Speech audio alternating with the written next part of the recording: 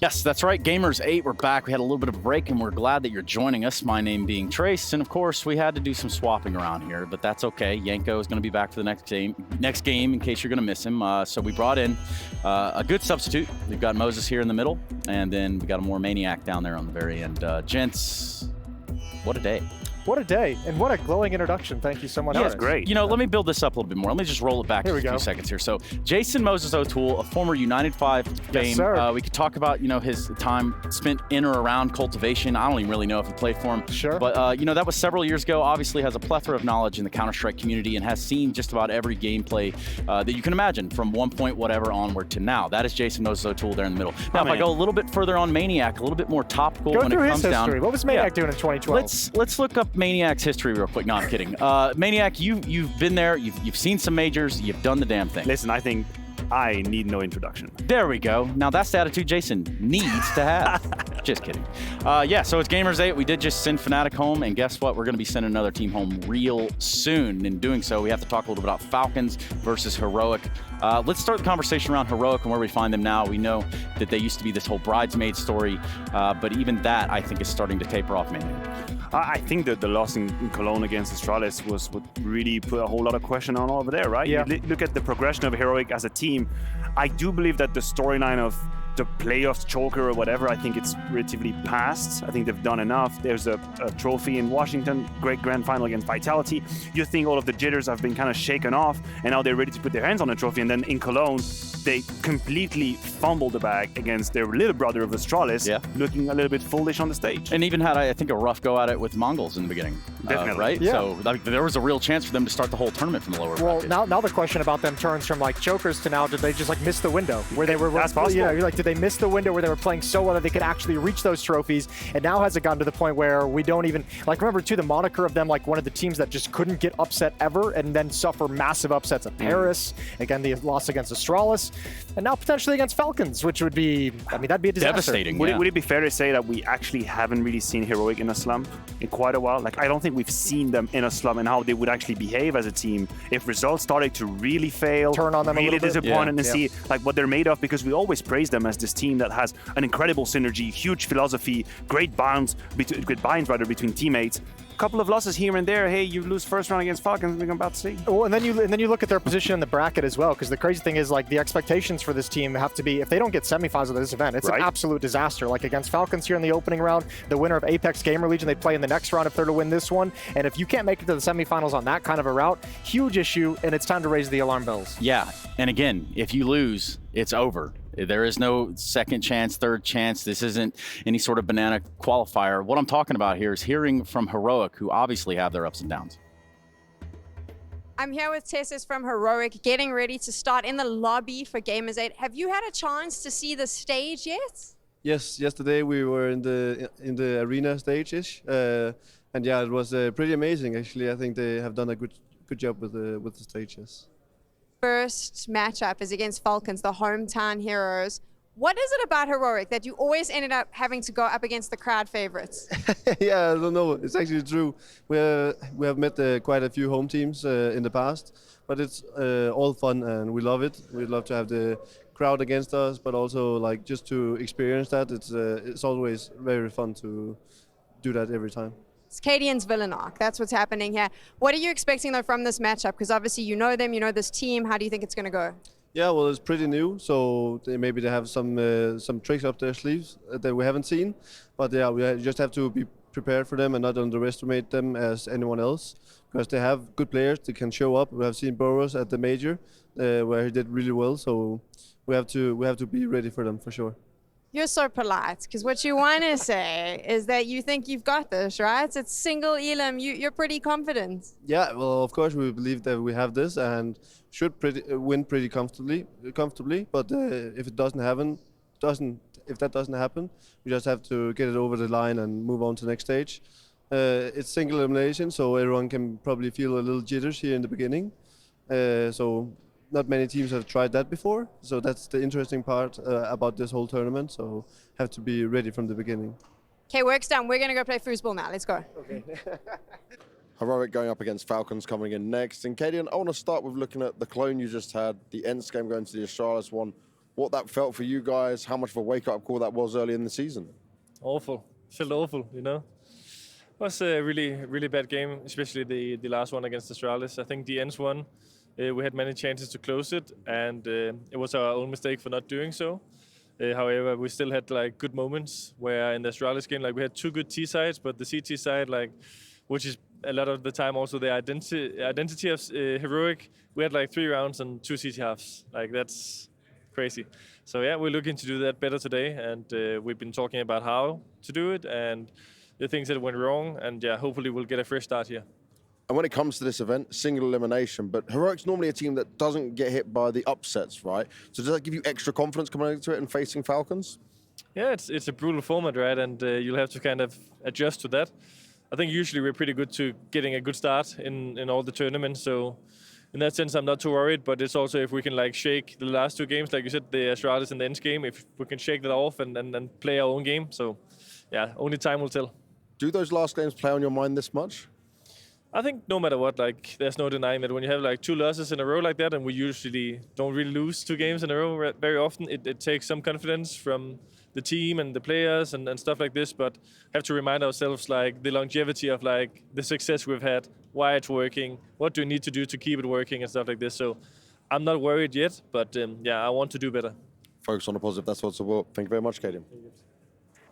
Yeah, Katie saying starting strong, which is kind of what we were saying in a roundabout way. Well, the nice thing with having Katie on the team is he's already got you fired up every group stage game, right? Like no matter what stage of a tournament is, he's there firing you up as if it's a grand final, which is a great thing to have in a tournament like this. But on the other hand, we heard from Tess, he's like, maybe there's going to be some jitters in this opening game. It's like, please no. Yeah, I mean, please don't say that. I mean, Trace also brought up a very good point. It's not just about losing to Astralis, it's also about getting tested by the Mongols. Yeah. And for the longest time, we'd stand here and say, Heroic, they're about to bash anybody below the top 8. That would be it. You'd basically just be a pawn to them. They'd have an easy time with you, lose maybe 15 rounds over the course of the best of 3 and move away. In Cologne, that wasn't true. There were no easy win. The difference being in Cologne, if you misstep against Mongols, you'd have a loser bracket to catch you with the parachute.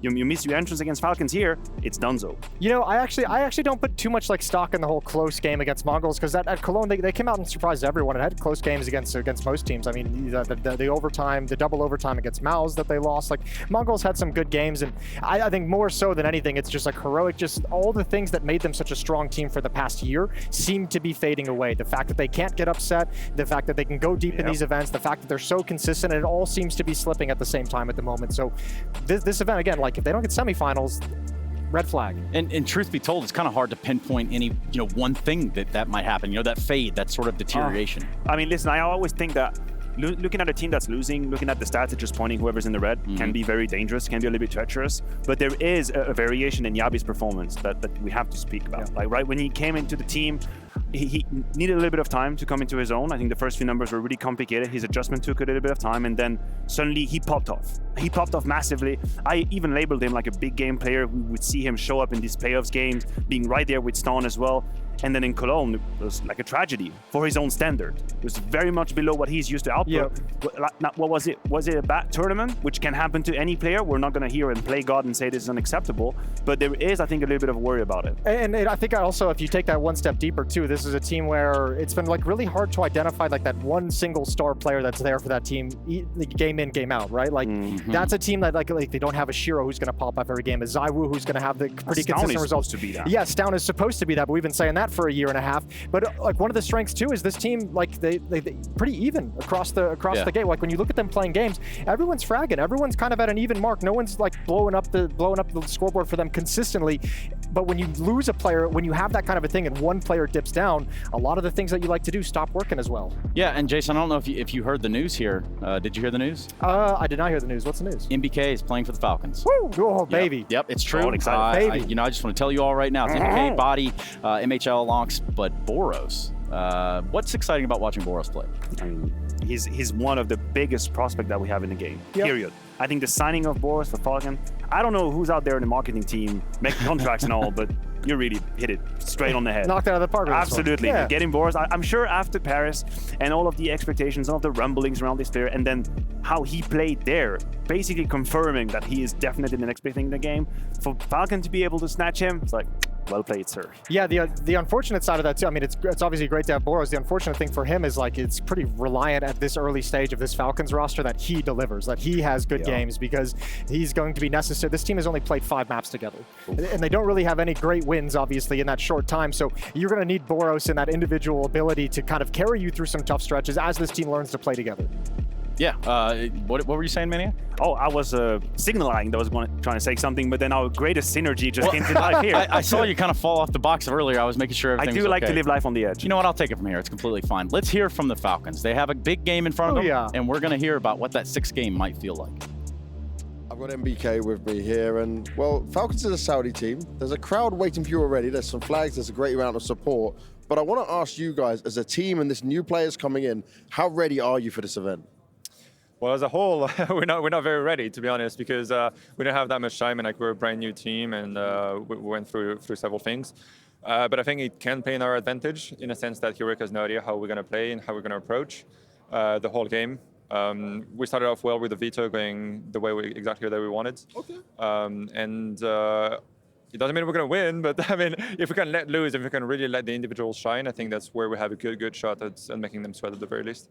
You seem to be saying, okay, it doesn't mean we're going to win, but you've obviously still got to have some confidence with it. Do you feel like for Heroic, though, they're a team we've seen crumble under the pressure. So is it important you get a good start and be able to make sure they feel that pressure? Yeah, I mean, I think pressure is not the thing that they're going to have against us, because I think they have full confidence knowing that we're a new team. I think they're going to try to make us move a lot on the map, going left and right. And so we were obviously ready for those kind of things. I mean, I have the experience of playing against their likes. So for us, it's going to be to really enter, I think, with the individuals on a very good page. And I think that's how we're going to win in with pure headshots. And that's why this team has been built, right? Like the long-term getting together and playing good defaults and having perfect comms and all of that is going to come further, like more towards next year when we're going to have a bit of time. But for now, we're just going to try to steal the game away, being explosive and, just surprising them in several ways. And when you're talking explosive and you're talking headshots, we're going to talk about boros. Now, this guy has been a monster, but how are you supposed to be able to utilize him in your system? How are you supposed to work out when to let the leash on and off? Yeah, that's one of the big question marks that we have, because, I mean, I've been playing with him, I've been playing with a lot of talented players, and as a rifler, I think he's right up there with the greats that I've played with. He really has a lot of potential, a very good understanding of the game, and so it's our role to nurture that in the future into making him explode as good as a player as he can be. But it also means finding the right system to make him work like that. And so it's something that we're figuring out a little bit. We have a lot of talks, a lot of reviews in order to make that work. But we are at the very beginning of that stage. So today, for him, we're going to try to get him to the mentality that it's a facey game. Like we start with Mirage. So it's going to be just like, come on, just go get kills. boros, go kills. And then we see what happens after that. I like it. This is going to be crazy. It's going to be a lot of fun. Let's see how it goes down. Thank you. Yeah, so boros. Inspiring words from an inspiring man. And I was thinking that too. He's an MBK. He is a natural born. He's been there for a minute. Yeah, he's got a whole lot of experience.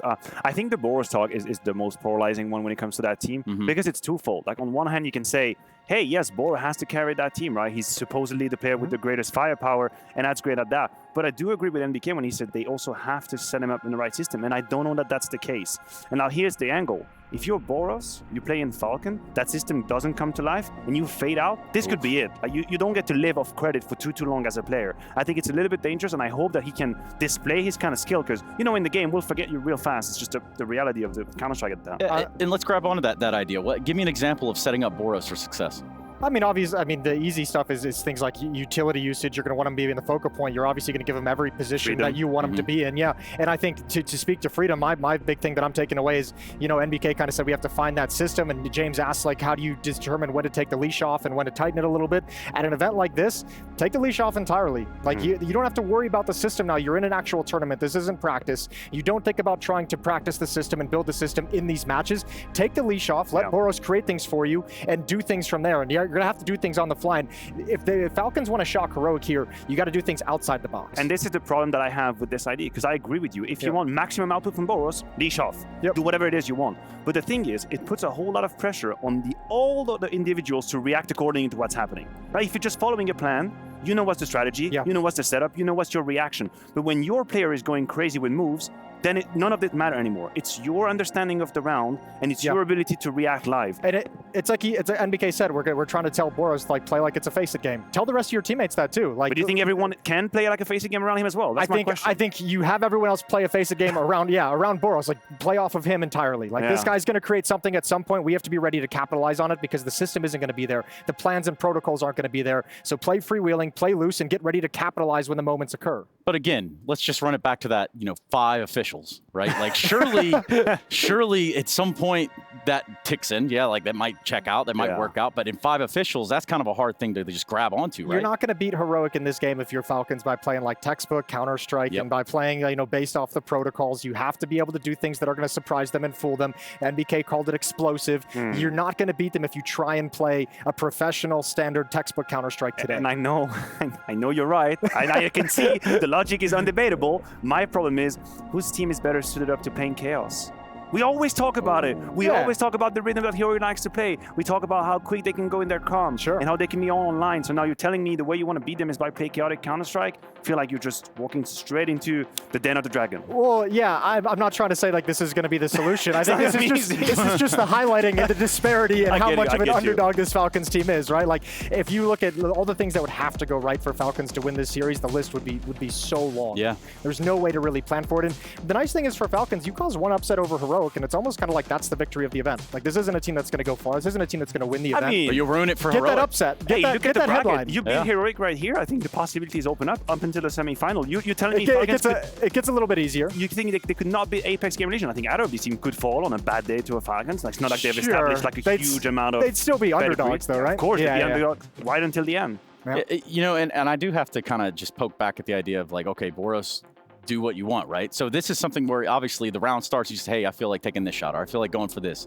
That's the sort of presence you have to have, right? Listen, Counter-Strike at the highest level just doesn't play anymore like that. Like you can have a little bit more freedom. And Jason was right. You say you put him in the places where there is autonomy, there is freedom, there's movement, there's decision-making involved. You don't just put him behind the box, sit still for a minute. I'll get there eventually. You give him the freedom. You let him loose. But the thing is, there still needs to be some sort of plan to what's happening around. Otherwise, you're just going to get absolutely abused. Sure. Yeah, I mean, I think you're right. It's just, I don't think that plan is in any way going to be polished, right? No, like it's not. It's not going to be clean. This is going to be a very scrappy game if Falcons want to make it in a fair. And as you mentioned, like Heroic is a team that's well geared. They also like to play outside of the textbook. They also like to gamble a little bit. They like to have rotations you're not going to expect. They like to have CT pushes you're not going to expect. So it's going to get weird. It's going to get wild. Yeah, they do have the very robust moments within the Heroic camp. Speaking of robust, we're going to fly in those vetoes as well. Again, best of 3, you lose, you're out. It doesn't get any more sudden death than that. And NBK said that this veto went exactly the way they wanted it to go. So hey, so they actually step one's there, baby.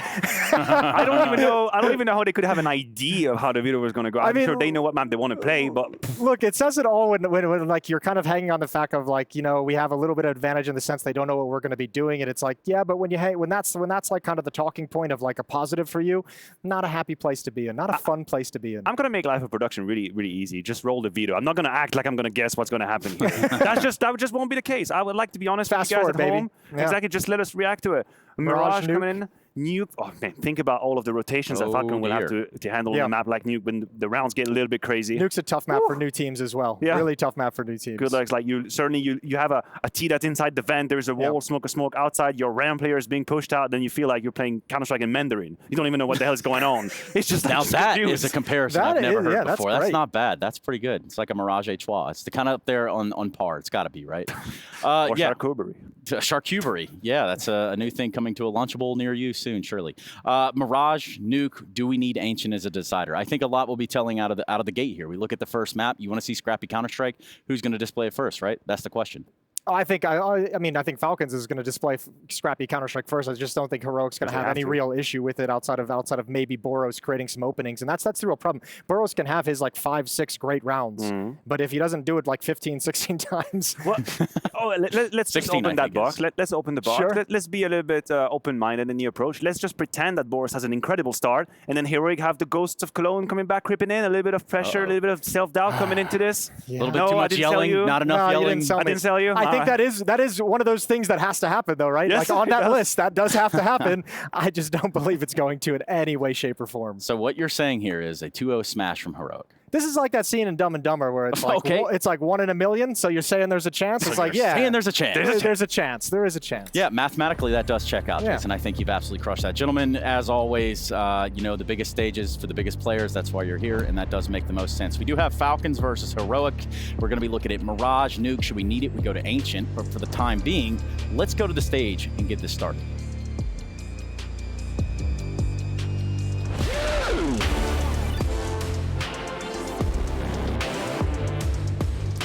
We're ready for game 2, and we've got one of the most consistent teams in Counter-Strike in Heroic going up against the hometown heroes here in Saudi Arabia. It's Falcons right now. And Fancy, we had a great first game, a bit of back and forth in the first map, a bit dominant from Cloud9 in the second. But here, you know, it's a big test for Falcons, but they got the crowd on their side. I mean, it was 2-0 and a very quick one, to be honest, but let's not forget that about the question that you asked me at the start of the show. You asked me if I had a favorite team, and I told you I gotta go for the home team, I gotta go for Falcons, and they're here to play their first match. أعزائنا المشاهدين، زي ما تشوفون الآن احنا جايين نقدم لكم المباراة الثانية معنا. لا ننسى أنها سنجل إليمينيشن، معناته بعد المباراة هذه راح يتم استبعاد أحد الفريقين اللي معنا، ولا ننسى أيضا أنه واحد منهم على طول راح يروح إلى التوب 8 معنا، والشيء الأهم أن الفريق هذا هو المفضل عندنا في السعودية. Now looking at this though, we've been talking about these teams, we're talking about what they can deliver here. Heroic is a team that's supposed to beat your boys on the Falcons, right? They're supposed to be the most consistent team we have within Counter-Strike, always making playoffs, always making deep runs. But the pressure is certainly going to be on. Maybe with boros, they might be able to put some of that pressure on. I mean, that's what we're here to find out about. أعزائنا المشاهدين، هيرويك زي ما احنا نعرف هم يعتبرون من الأفضل في العالم، هم مرشحين للفوز في البطولة بالكامل، فهذه المباراة ما راح تكون بسيطة لا الفالكونز ولا أيضا الهيرويك، خصوصا مع الراستر الجديد الفالكونز، أي شيء ممكن يحدث ولا حد بيكون جاهز لهذه المباراة. So let's bring our first teams to the stage. It's the Danish Dynamite. They're the #1 team in the world right now, but they need to put up a big performance here to continue to prove their consistency.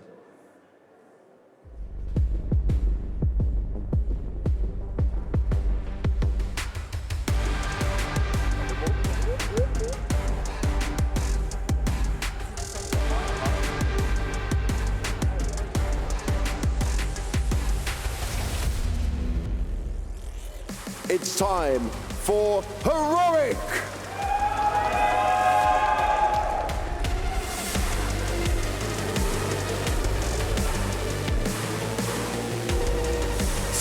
Now, Heroic is a team that is used to not being the favorites when it comes to the arena, and here it's no different than before. But right now, with looking at their Cologne performance and the results they had, this is where they need to step up and show themselves and show why they are one of the elite. Otherwise, if that doesn't happen, maybe there's changes on the cards. Let's see if that's gonna happen actually. أعزائنا المشاهدين، هيرويك زي ما تشوفون وصلوا عندنا في المسرح، لكن الشيء اللي يميزهم انه هذا هو الفريق اللي فاز معنا بالبلاست بريمير في باريس، هذا هو الفريق اللي دائما يكون كونسيستنت في التوب 4 في كل بطولة، حتى ايضا في باريس قبل شهور قليلة جدا شفناهم تأهلوا، شفناهم وصلوا للمركز الرابع، ودائما هم فريق كونسيستنت في كل بطولات اللان، ولكن خصمهم فريق جديد على الساحة، فريق معهم ناس يعتبرون ليجند في عالم CSGO. كلكم تعرفون مين بيكون الفريق هذا، خلونا نرحب فيهم.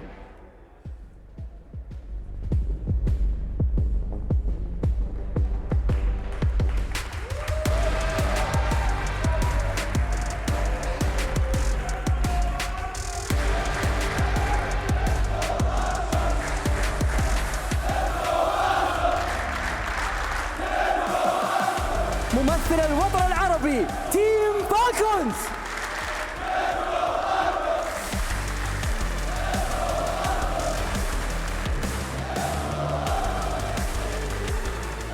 زي ما تشوفون فريق فالكونز وصل للمسرح. أعزائنا المشاهدين، هذا الفريق اللي هو بيكون الهوم فيفورت طبعا، الجمهور جايين اليوم يشهدون لحظة شهدت هذا الفريق في هذا المسرح. زي ما احنا عارفين الفريق يعتبر جديد مع تواجد بوروس، مع تواجد MHL، مع قيادة MBK كإن جيم ليدر، وممكن أي شيء يحدث من هذا الفريق، لكن نفس الوقت الشيء الحلو في الموضوع إنه هيرويك ما راح يكون جاهزين لأي خطة ممكن يجيبها فالكونز اليوم. for Falcons. They've got the crowd on their side, but this is a big test for the new team. Players coming in, boros looking to have a dominant performance with the man who's looked at to be like the superstar here. But guys, Falcons, you can take your seat, you can get yourselves ready because we're getting closer to that game. Now we can see the crowd's got a hell of a lot of fans for the Falcons in here. We got any heroic fans in the house? Okay, that's not bad.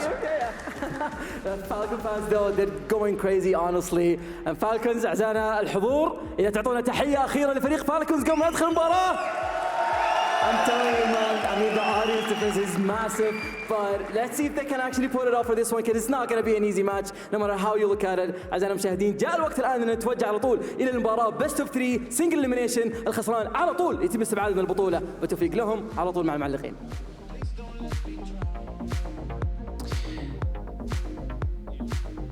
Welcome back, ladies and gentlemen. Yes, indeed, the arena is opened up. The crowd is starting to form as the hometown heroes. The Falcons take to the skies, Anders. It's the #1 team in the world, Heroic, taking on the 104th. It's a bit of a disparity in the matchup, but maybe the momentum of the crowd, the spirits in the arena will be enough to give us a good game at least.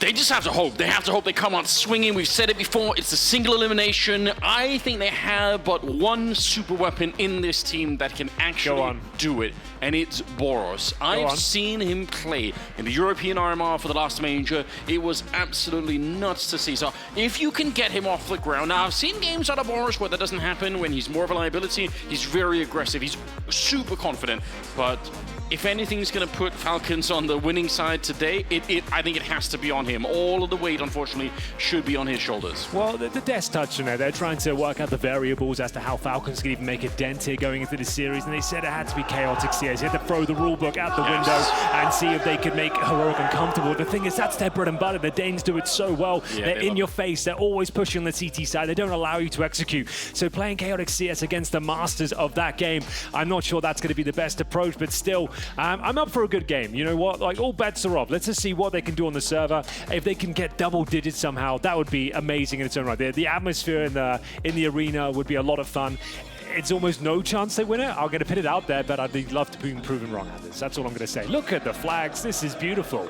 They are well prepared in Riyadh. You love to see that. Definitely a huge Did they bring those from home, or? They're very well prepared. I love it. Yeah, I mean, I think that's probably a good framing, though. You're right. If they can get double digits on any of the maps, obviously they can win an entire map. It'd be really, really sick. But you're right. The discrepancy here is massive. It is definitely going to be a very, very tricky game. But you know what? We are going to head into it. Heroic are going to be starting on the CT side. It's Falcons on the T side as we kick it off on Mirage. A beautiful map to begin with. I'm not bored of it yet. Certainly not. Team Falcons on that T side and 5 players towards middle. MBK, MHL, and boros lead the way with the bomb, and they take a little bit of damage there to kick things off. And this pistol round will be indicative. Oh, hold on. They just double smoked the same position. They did just do that. That's not the great start you're looking for. That's actually like, if that's a sign of things to come, they're in a lot of trouble. Yeah, you're looking to need...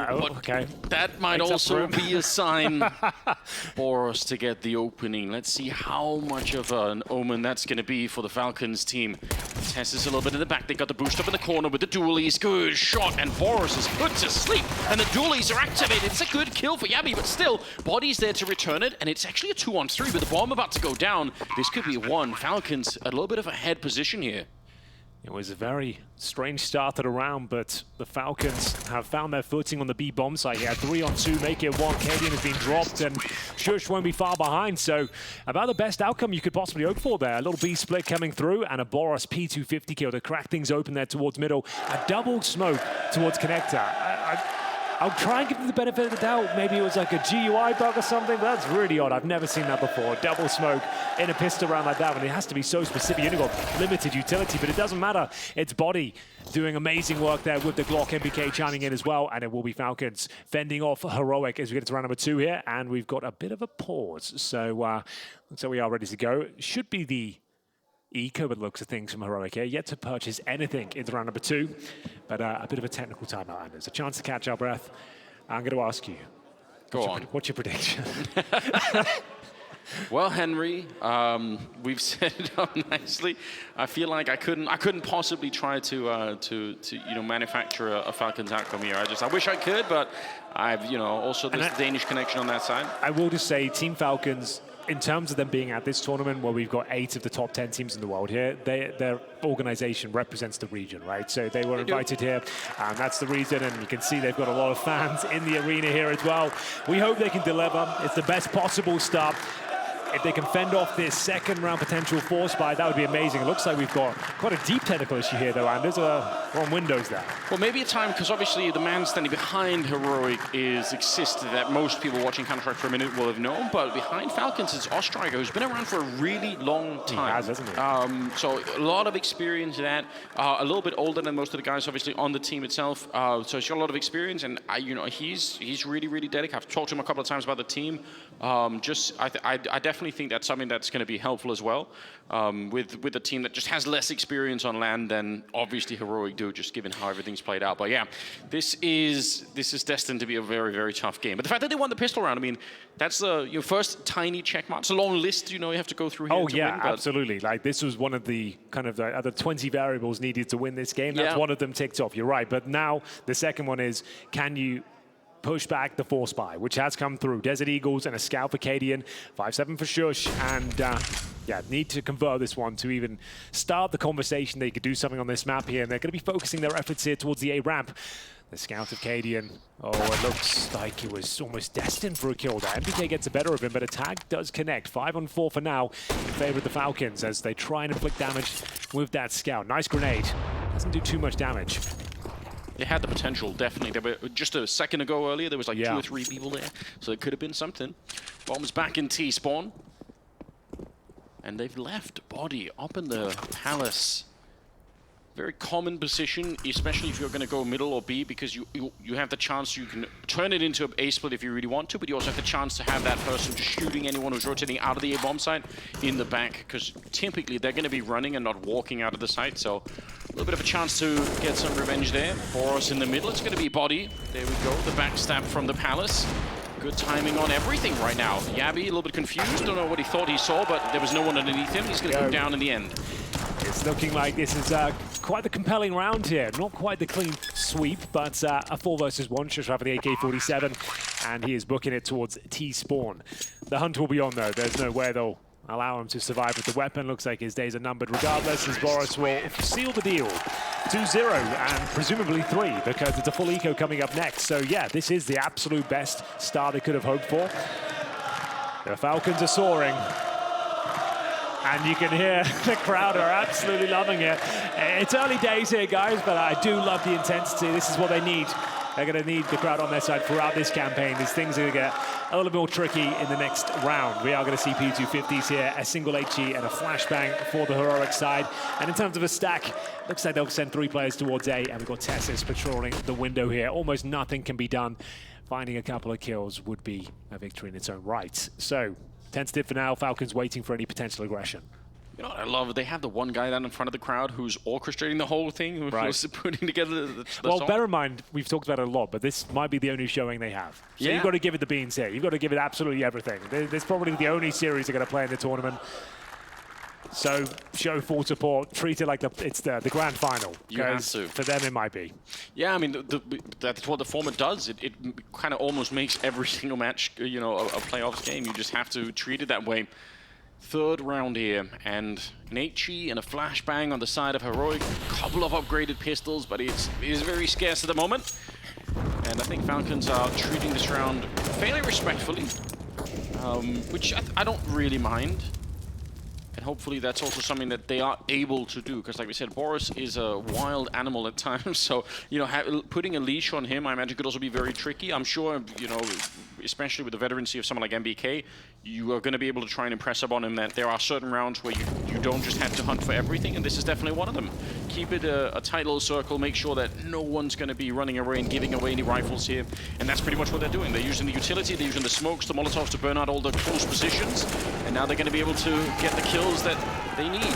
Body with a couple there, Boros, 2nd kill of the round for him, and they cleaned it up, only losing NBK. So yeah, it's a slow round, but I don't really blame them. So just looking at the previous results for Falcons as well, they haven't played many games together in the last 3 months.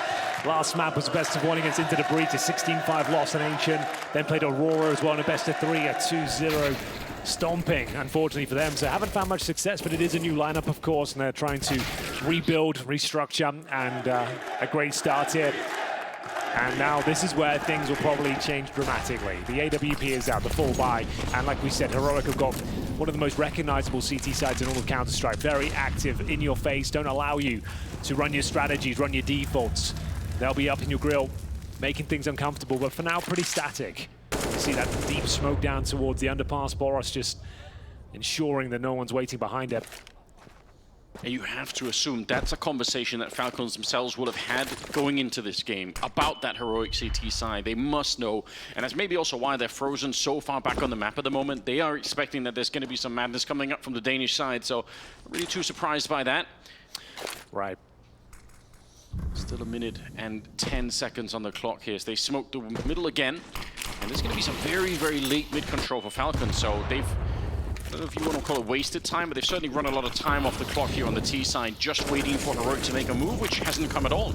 Well, they know the resources will be there for Heroic, but not complete. So if you can bleed out as many grenades as possible, then execute together, who knows, maybe it's the right approach. And for now, it's actually looking pretty good. They're not taking any damage. They're starting to ascertain control. Now, it looks like a B split, potentially.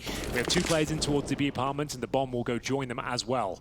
CT's not actually exploring the map too much. They don't have much information to work with. I can see Shush up close towards the A ramp, and it's a crossfire setup in towards B, and they will be tested with Cadian in towards the window, gets caught with a grenade in his hand, and should be able to find his first kill. Takes down Longs, and will they commit it towards the B site? They will, and you can see he's making light work of them. 3 kills for Cadian. MBK might be able to get a double here. Certainly guarantees the first, but the round might be too far gone. Yeah, unfortunately, 10 seconds left is the real issue. I think if they had 40 seconds maybe in the 2 versus 4, there's a chance for another couple of duels, but they just don't have the time to actually clear out the bomb site. So a little bit unfortunate and maybe a little bit reckless as well. If you're going to go for that kind of a play, you can throw the smokes that actually block off Cadian's position. And also, there's 3 people that all took up the same space in that little gap there, so maybe could have forgot about it and pushed forward. For me in this Falcons game right now, like they've got nothing to lose here, right? Like just turning up, just putting a good performance, that would be enough. I would just like to see like a kind of end sort of game style here from them. Lots of set pieces, lots of rushes, keep it chaotic, and like at least you'll be buying space. So you're getting bombs down. I think running defaults against Heroic won't be the best approach, if you ask me. I'm willing to be proven wrong, but this slow-paced gameplay, I just don't think it's going to do massive amounts for them. But that's the first gun round done and dusted as we see it go 3-1. Heroic now in the driving seat as they collect an AK-47 for Tesses. Cadian back on the orb after getting a nice hat trick there. But you could see there were gaps in the execution there. Like Cadian wasn't blind, he wasn't smoked off. He just had 3 shots, 3 kills. Wasn't even worth getting that excited about, but maybe that is MHL with the opening frag on the aforementioned Cadian there. Early 5-on-4, that's what they needed. Yavi trying to make up for it now, and he'll be dropped by Boros as well. This is looking very good for Falcons.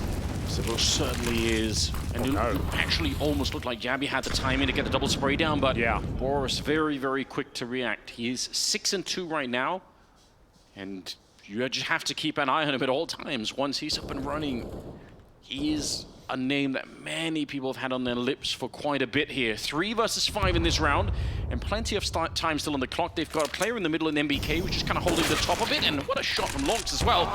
Definitely someone who, for a while there, during the Academy League days, had a lot of spotlight on him as well, and I think for good reason. You know, there's just so many new players that are coming in. It's hard to remember all of the ones that look promising, but he's definitely one of them, and I don't think that memory's really faded yet. Shush is going to steal the AWP to try and make a run for it, see if he can escape this one. He's going to be good for the kill on MHL, but other than that, it's going to be a 4-1 scoreline, Henry. All right, well, Anders, at least we've got a game on our hands here. We do have a game. Yeah, this is looking interesting now. I wasn't thinking this would be very close, to be honest. We'll try and go for the motions and work out the possibilities what Falcons could do, but this sort of start, well, we could actually have something quite interesting here, as it is going to be the AWP removed in the end, and that's a big round. There's no denying it. Falcons picked Mirage, just to note that. We have Nuke coming up next, and Ancient, which might be required. You never know, like, no one's expecting this sort of emphatic start. They've played a pretty decent game so far. The only blunder of sorts was that double smoke towards Connector on the pistol. But since then, being a pretty solid game, you have to say. Shush hits a nice shot here, but does not hold on to the AWP. taken down towards the palace by boros, of course, who continues to show us that strong form. So, what's up next here? The money's going to be a question mark for Heroic. They actually will only have about $3,000 on average per player, Anders. Like, maybe a little bit more, but still not a territory to buy into this one. And we're going to see Shush with the MP9.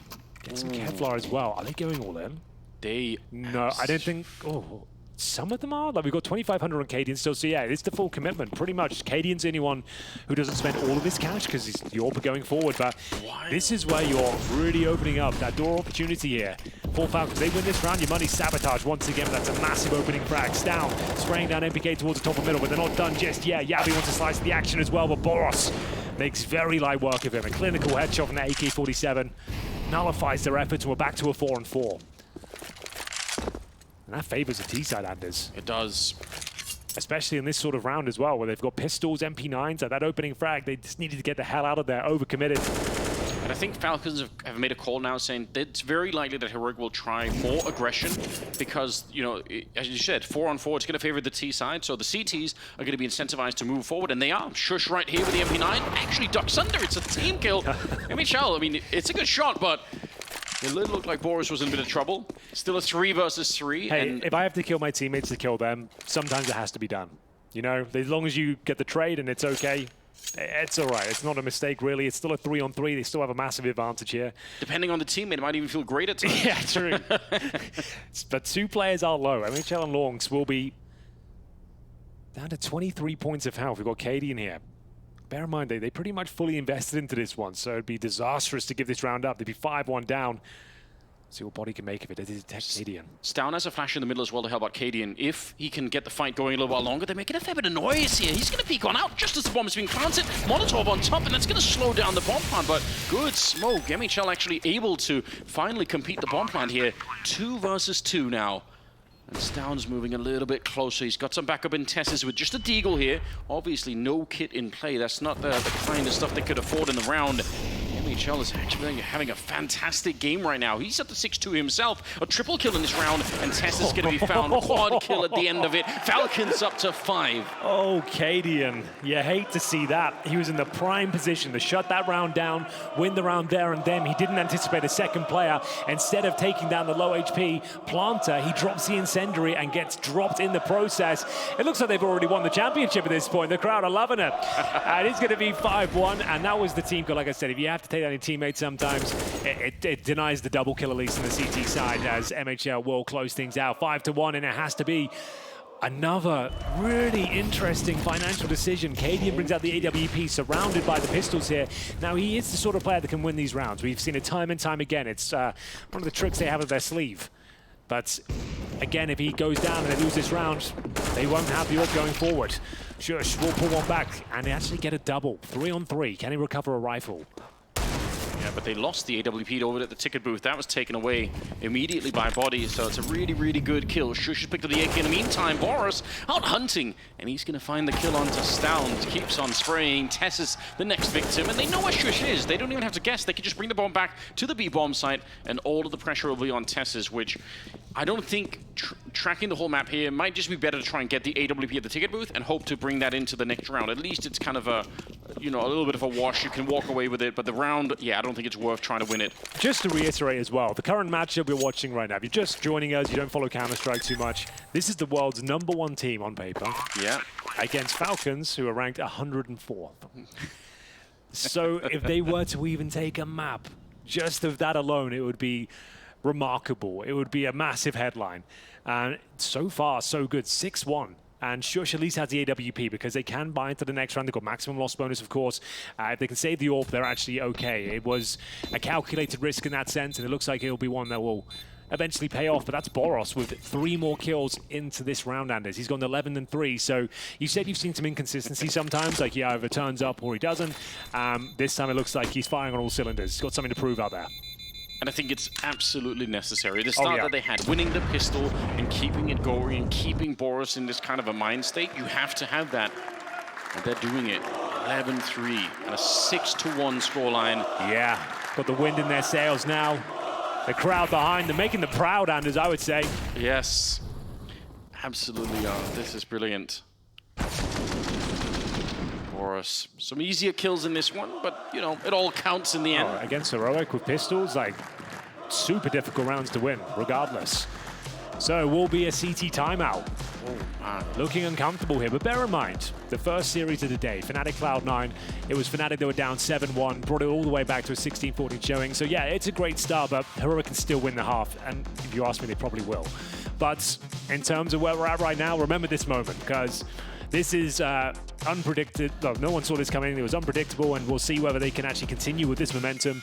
And for now, their money's actually okay. There's been some close rounds here. They're averaging about $2,000 going to round number 8. Tactical pause for Heroic comes to an end, and they do have that saved AWP, bear in mind, for Cadian. Yabby 1-6. He's tried that aggression towards middle. Doesn't seem to be working out, and they're going for a change of pace here on the T side. We've got 4 players heading towards the B apartments here. So like I said, I want to see set-piece gameplay. Hopefully that's what we're going to bring to the table, because that's how you're going to find the space to get that bomb down and enable players like boros to clutch out.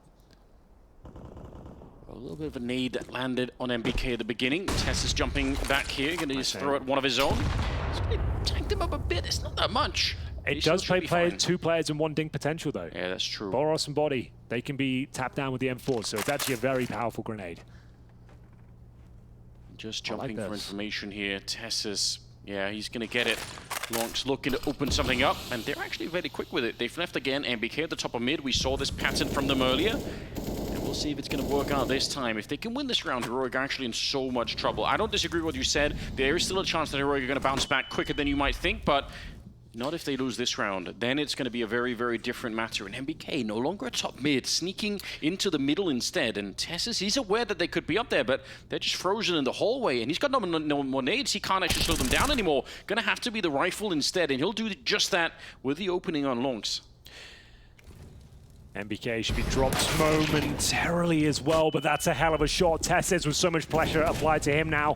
Scrambling at the back of the site. I think he goes down after 1. MBK should take him, and that's the bomb site wide open. What a shot. MBK did get a little bit of damage on him. 3 versus 3, and the bomb's being planted on the other side. Heroic, they're not loving this right here. Cadian boosted up with the back of the shelves, looking to see if he could find something. It's down instead to take down Body, and there's the boost coming in to play. Here we go. I think MHL was ready for it. Now it's on MBK.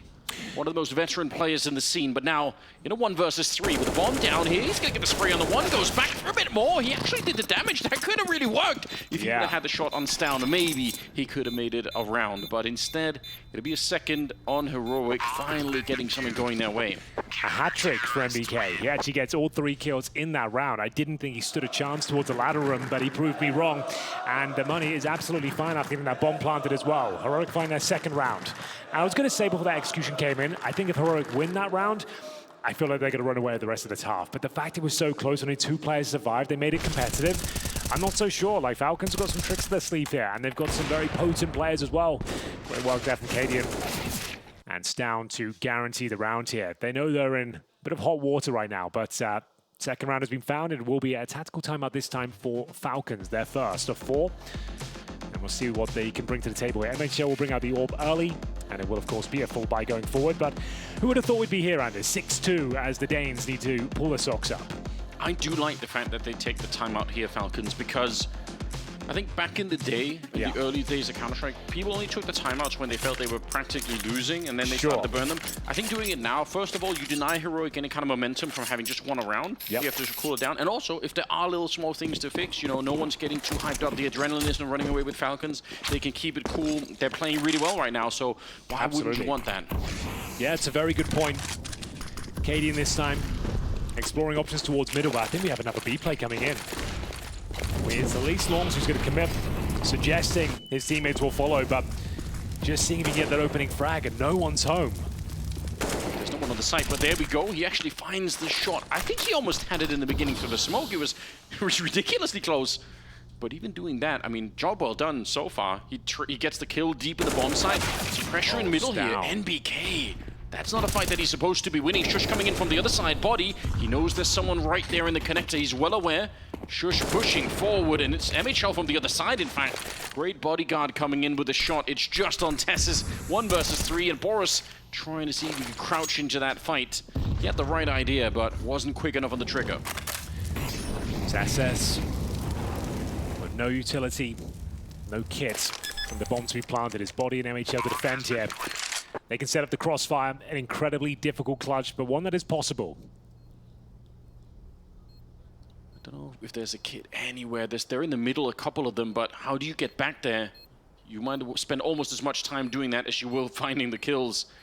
No one to be found, and MHL, another great round out of him, a double. He's up to 9-3. Him and boros are running away with the show right now, 7-2. And a lot of this started with the fact that NBK got that kill in the middle. I thought he was going to be dead. Stown should have won that one. Well, I'm liking these approaches from Falcons coming through. That was a little avant-garde, I suppose, a kind of pseudo-B execution, throwing the smokes over the flashes, sending one player in who just got the equal trade, which is absolutely fine. We talk about it so much. 4-4 favors the T side. They then pull the ripcord back in towards the A side, and it's continued to trade out.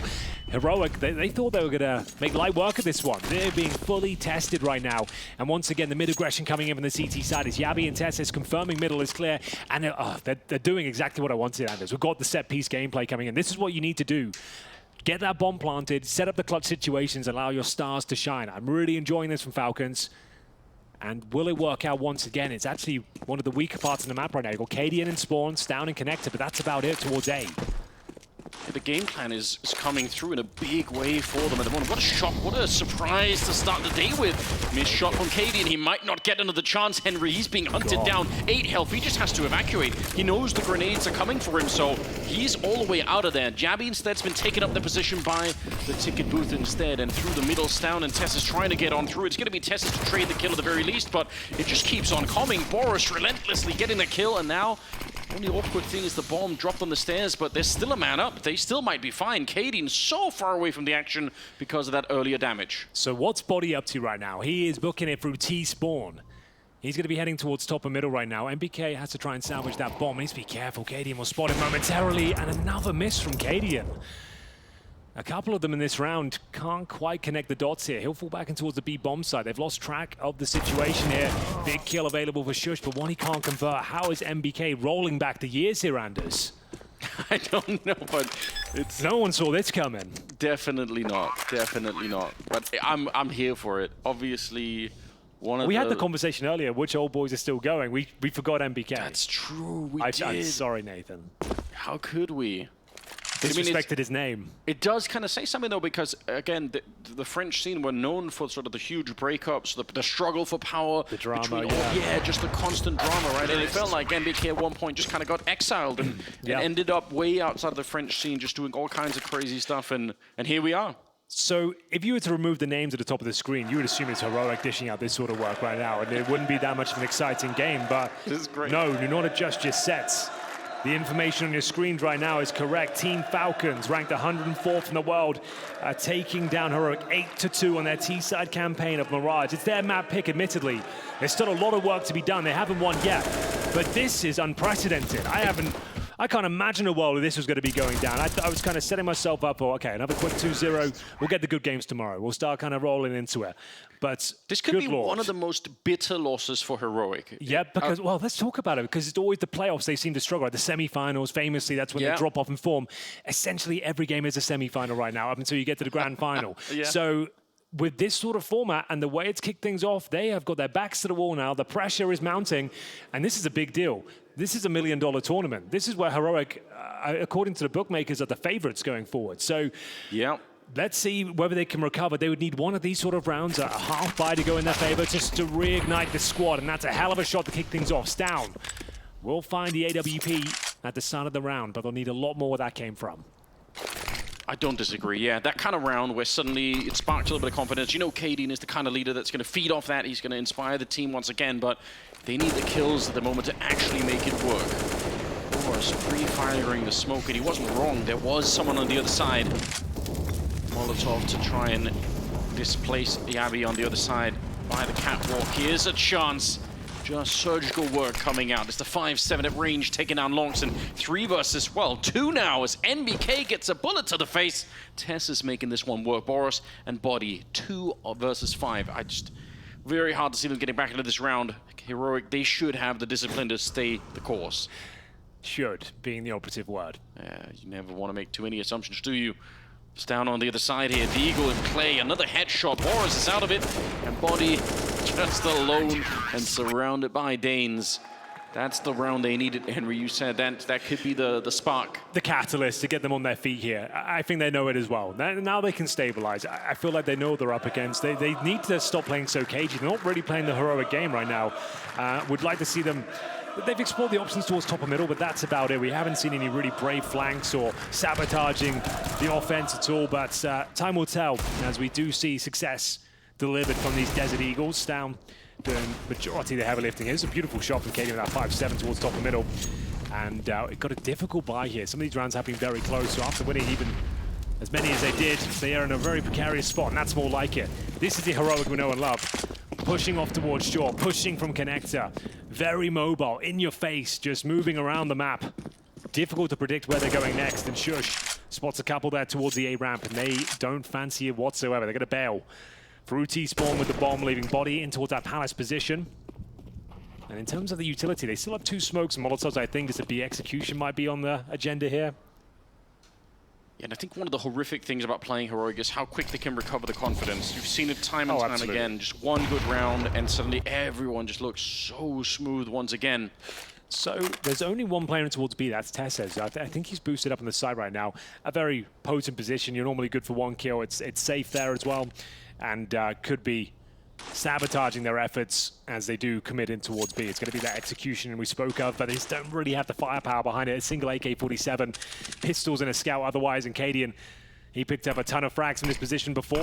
This time smoked off and a missed shot. A chance for them to breach the bomb site. Yeah, AK takes over. Flashbang is there for Cadian as well to slow them down. He does get a little bit of a tag on there, but this has slowed down so much. It's started to become a bit of a problem. Body, the only one to reply yet. The scout rings true, 25 seconds, and they're going to set up the smoke. Maybe they can go for the bomb plant, although Yabi is there to shoot them in the back. No bomb being allowed for, and I don't think there's any way out for Body. He was triangulated into that bomb site and was never going to survive it. So Heroic now on 4, and without the bomb plant here, it puts some pressure again on the Falcons' economy. That was a bit of a force-up in the last round.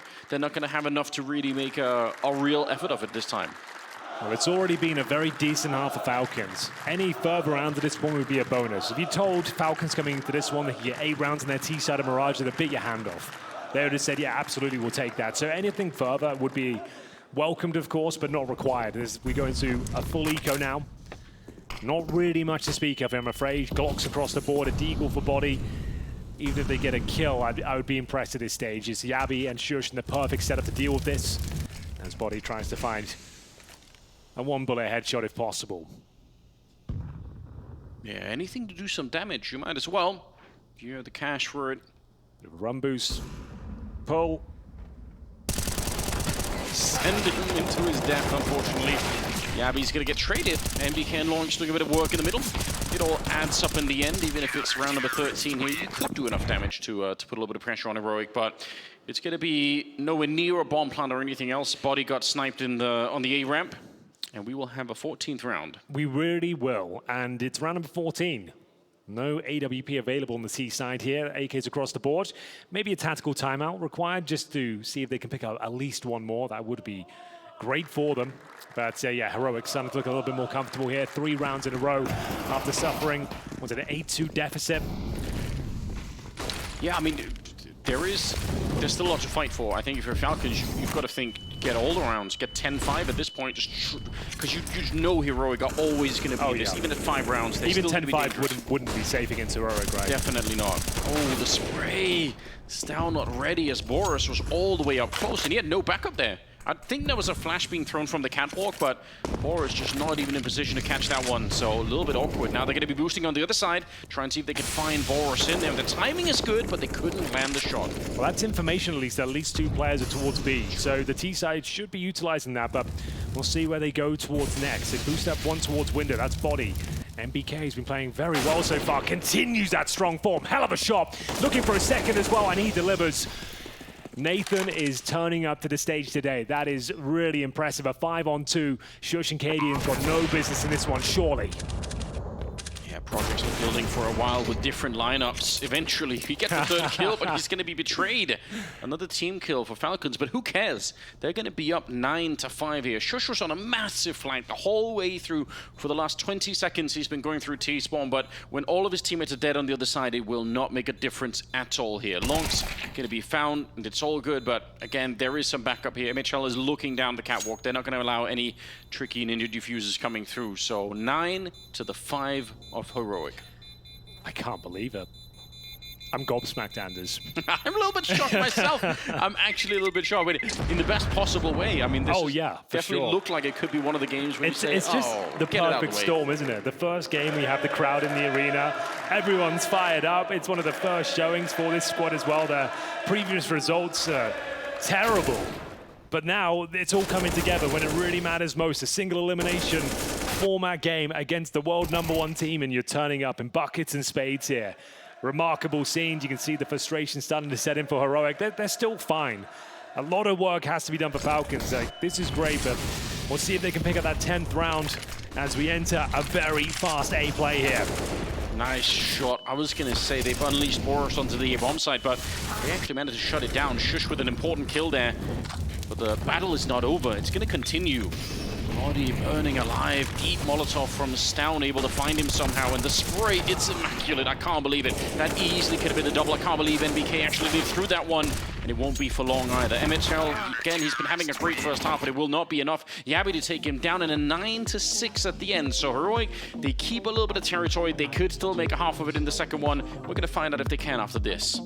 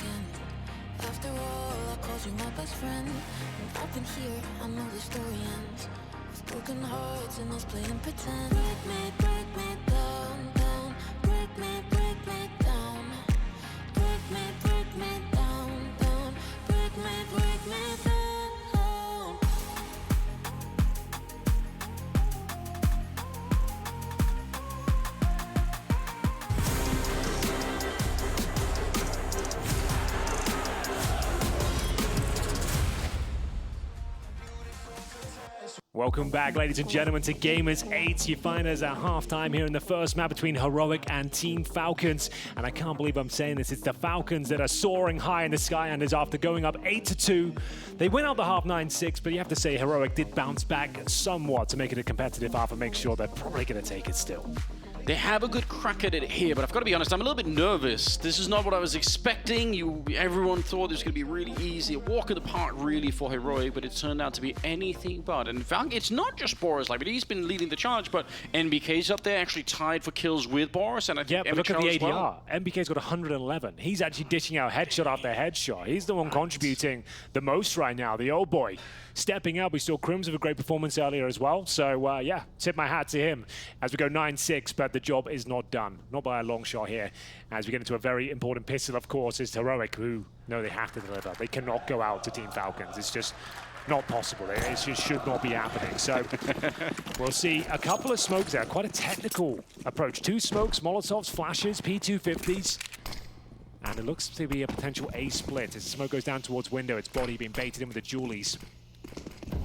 Take a long time for it to outlive it if they lose this one. The Falcons, I definitely agree. A little bit of a setup here with the pistols. They got him wedged in the corner, but they don't realize there's a second player. It's actually a trap Henry. The dualies come swinging, and launched with the double headshot. Brings down and tests both. They were lured into it. They thought they had that player just trapped in the corner, but it was all just a little bit of a ruse. Now, 2 people dead on the Heroic side. Can they bring it back? So they actually had 4 guns in the connector.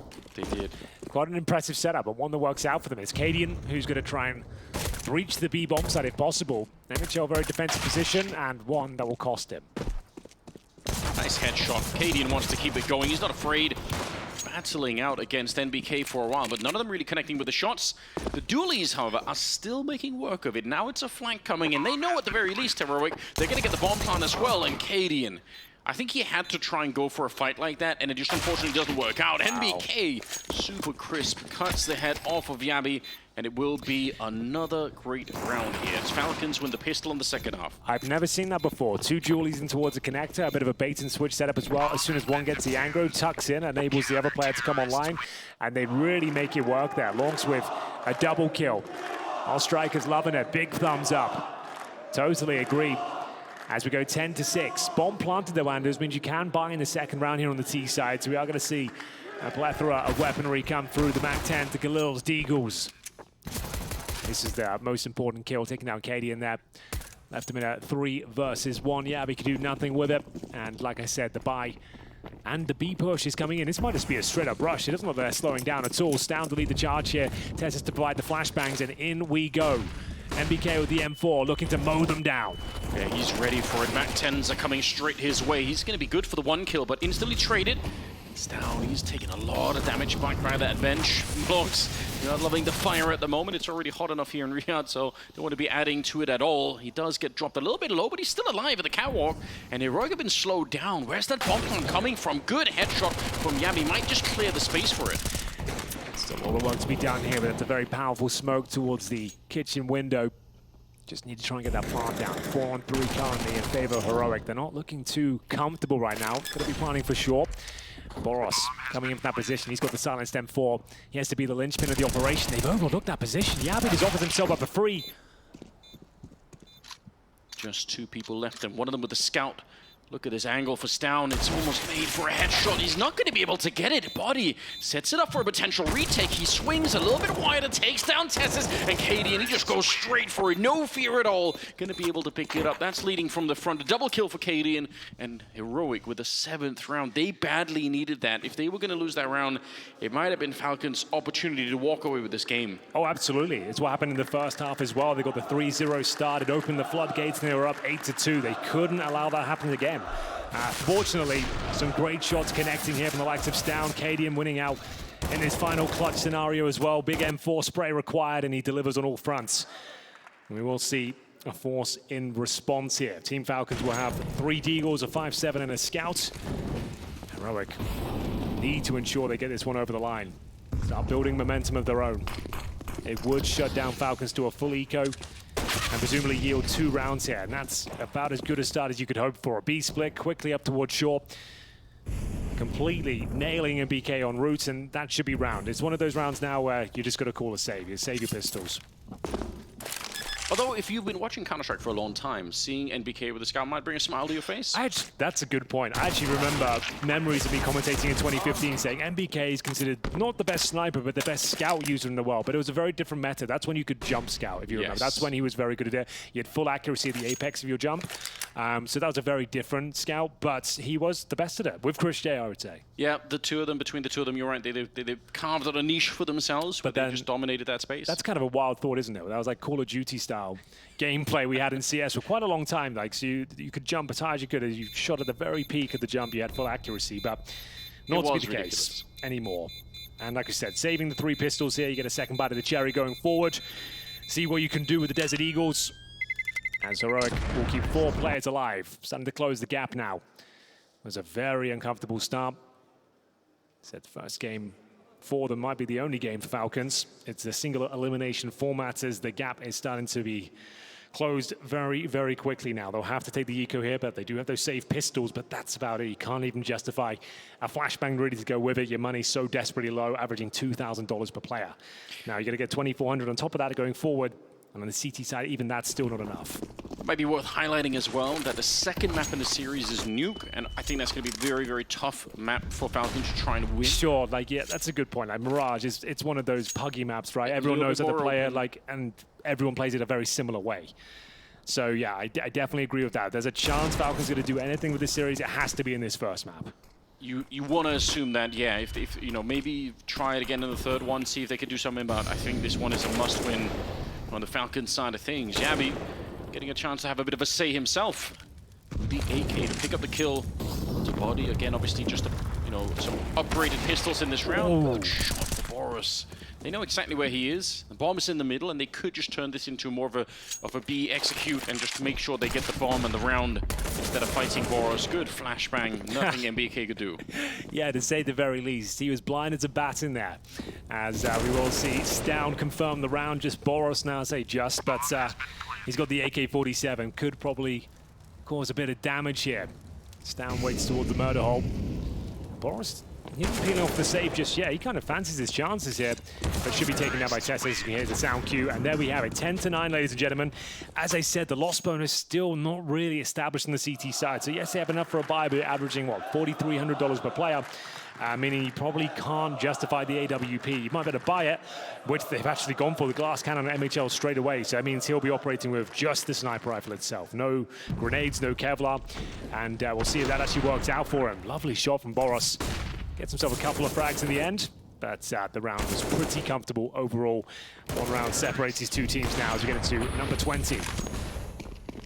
I respect this for MHL. I feel like they need a strong presence, and they can't let Heroic just roll it back. So even buying the AWP no armor, I think is a cool choice here. Let's see if it actually does work out for him. Yabby already close up. I don't think they realized, but they're still going to be able to win the fight. They had a double setup on the other side, so they're going to be good for that one.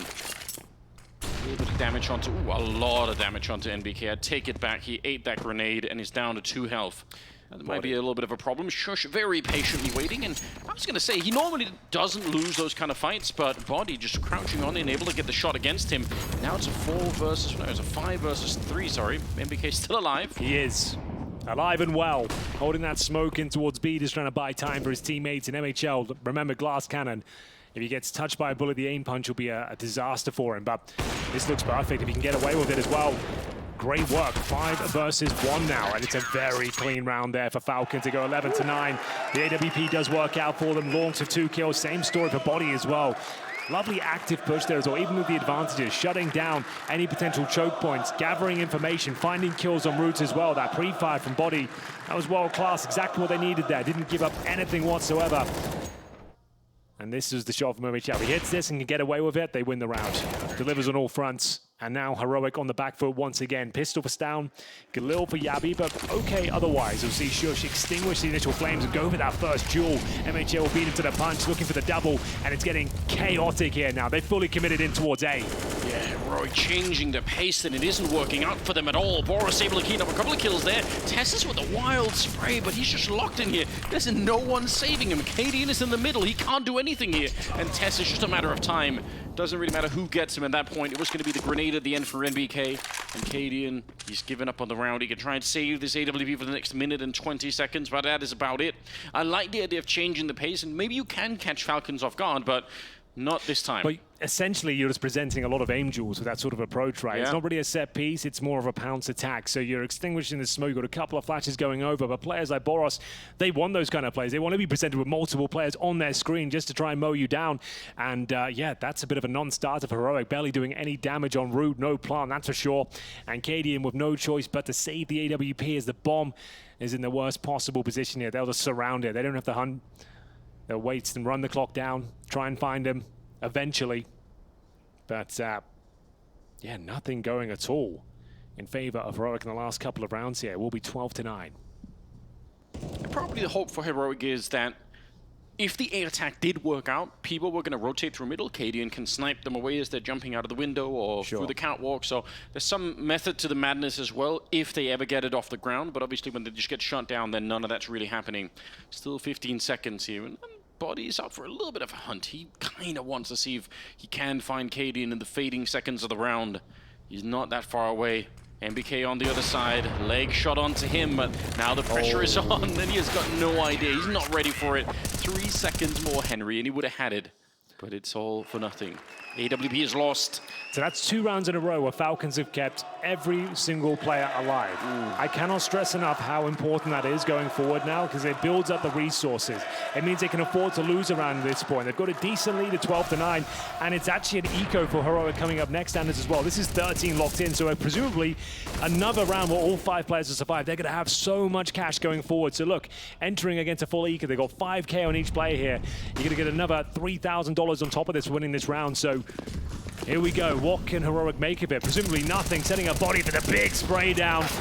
Making light work of it. Looking for the ace. MHL will deny, but a very clean round. That's 3 in a row now. All 5 players have survived, as predicted. So they're averaging $8,000 per player now. They've got so much money to work with at the start of the round. It's ridiculous, isn't it? 13-9. It's a 4-round lead. Bit of a timeout from Heroic as they get a chance to get Exist maybe mixed into this, but the truth is they've got their backs to the wall at the moment. There's not a lot of spaces right now for Heroic to escape into. There's no money for an AWP either. Usually the backbone of the team, Cadian's AWP, clutching out, finding those opening picks. They can't rely on that this round. They have to go to their B game. And this was Body chomping at the bit to get involved, looking for that ace that MHL will take down the last 2 players. But like I said, another clean sweep, and they are in a lot of trouble on the Danish side here. AKs across the board. Falcons in touching distance now of picking up the first map. It is their pick, admittedly, but still, no one had them even turning up to this series. No one thought they would even make a dent on the Heroic armor. But this is looking very uncomfortable. Oh, what's going on here? Is that pause? What's going on? I think, yeah, I think they called a restart. No one's taking any damage, so there's no problem in that front. Cadian looked riled up, though. What happened? I'm gonna go have a look. Oh, we'll see. They are readying up once again. I want Cadian riled up, but obviously not because of anything to do with the game, but more to do with the general state of the team. He himself has got 13 kills, so not necessarily too bad in the overall scheme of things, but obviously they need more right now, Heroic. Something isn't quite working out for them. In terms of the kills, everyone is kind of here except for Yabby, who's at 7 kills, but everyone else is at 13 or 14, so the team seems to be doing okay, and I guess a 4-round gap is not necessarily that bad, so there is still a chance for her to bring it back. I wouldn't be necessarily panicked yet. Maybe after this next round, that panic is going to start to set in, though. AKs once again, and a slow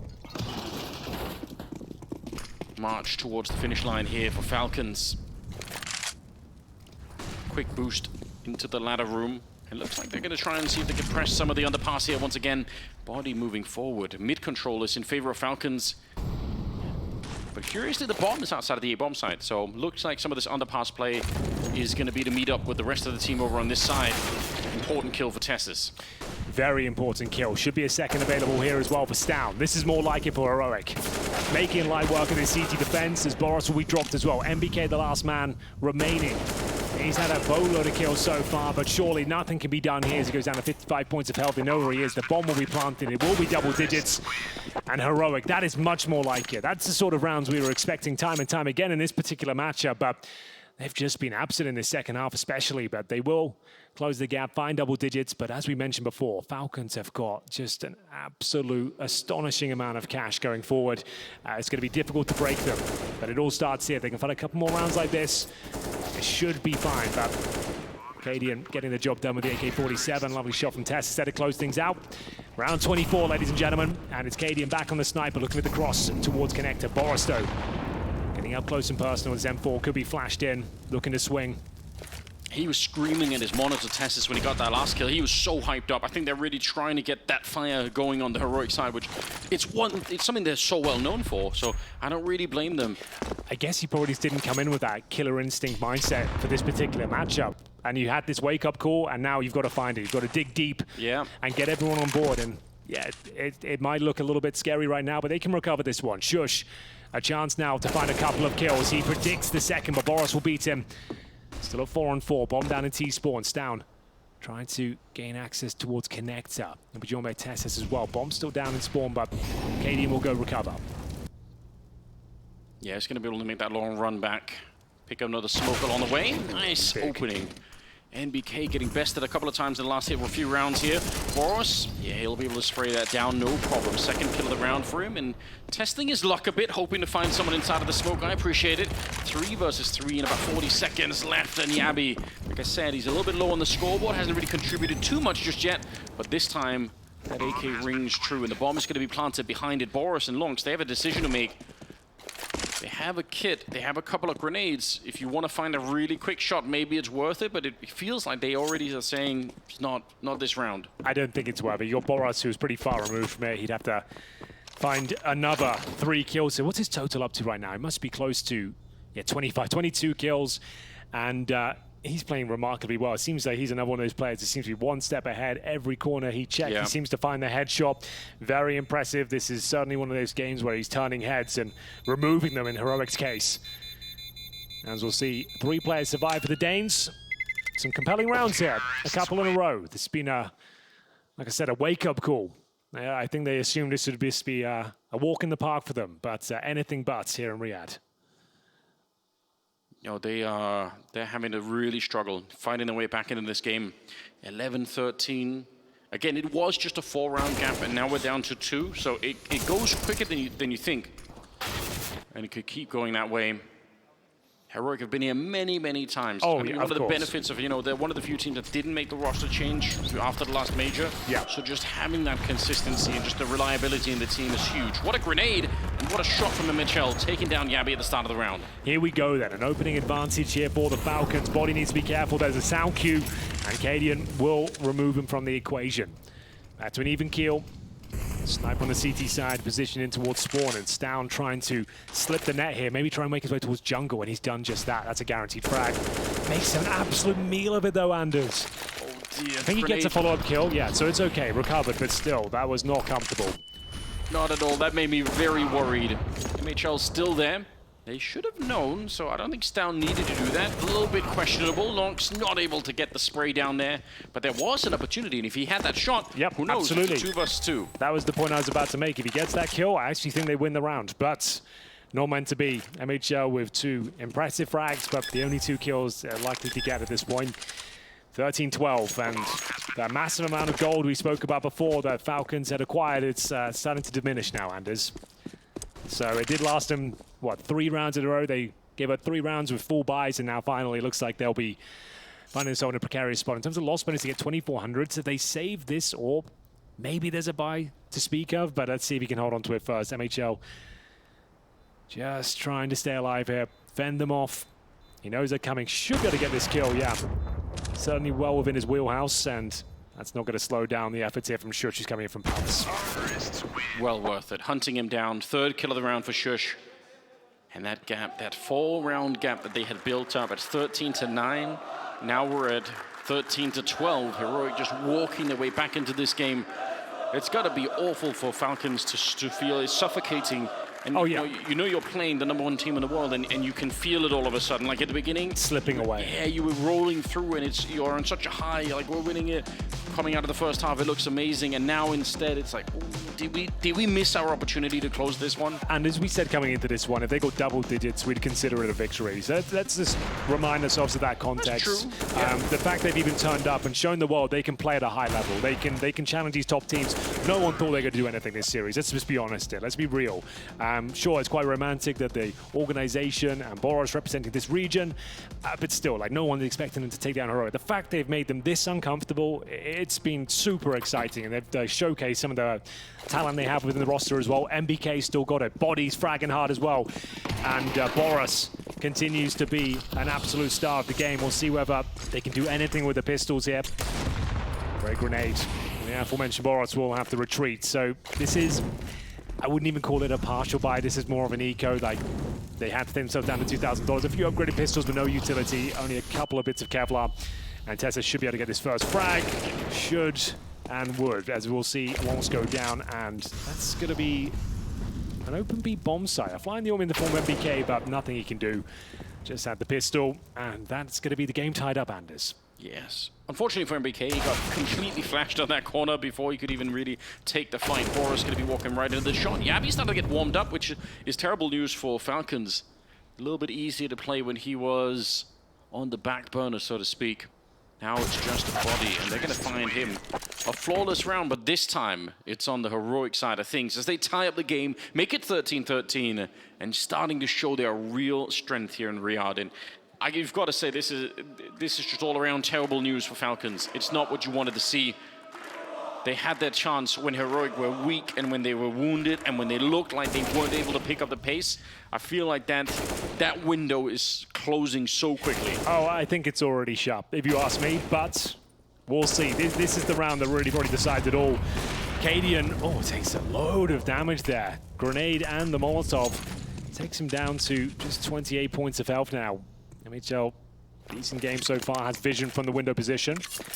Juggling some utility, and this is what Heroic are known for, like buying those residual flashbangs, dropping them in spawn. You can go for an initial gambit, then go collect all the flashbangs that are waiting for you. It's very meta, something they were trailblazers with, to be honest with you. And now everyone equipped once again. Body.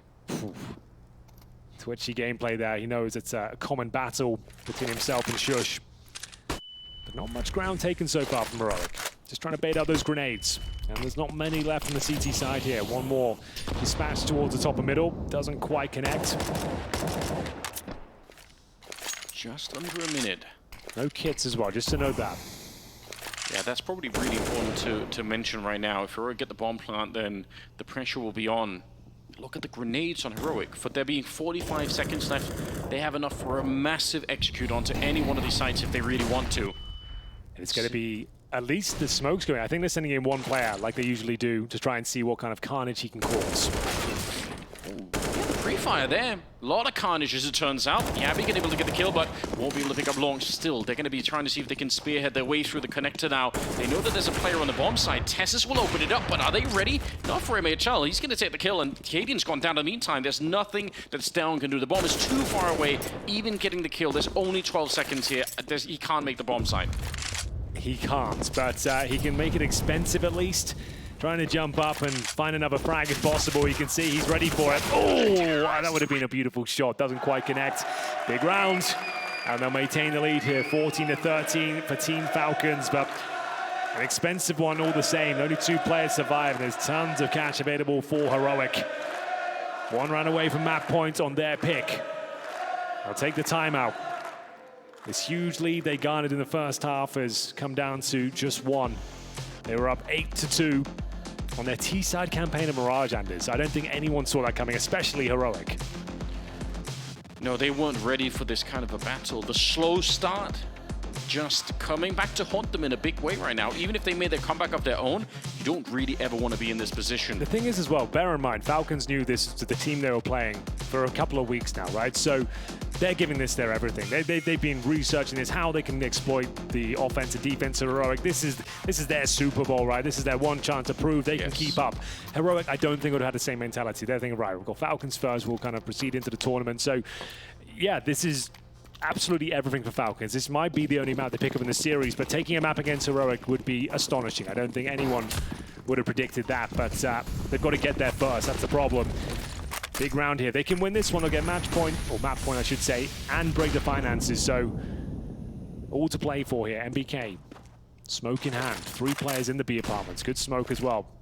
Buys himself some time here. Yabi cannot do anything with that. On the other side of the coin, if they lose this one, Falcons, their own economy will look somewhat miserable, and you have to assume that Heroic will take a big step. So what you're saying is, this round decides the map.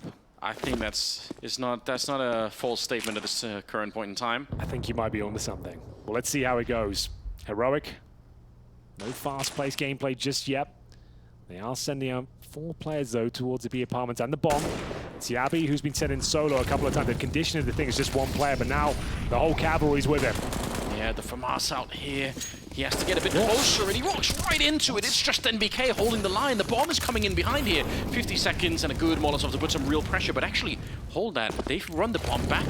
I can't believe it. What a risk to take. I know that Shush is clearing this part out, but he hasn't cleared it fully yet. This is not a done deal for Heroic. Stound's going to be going down. Tess is with a big opening, and Boros at the back of the site. And again, he's a monster. He's already got the first kill, the spray, and he could have had that one, but Tess lands the headshot with the AK, and now it's somehow a 2 versus 2 Heroic.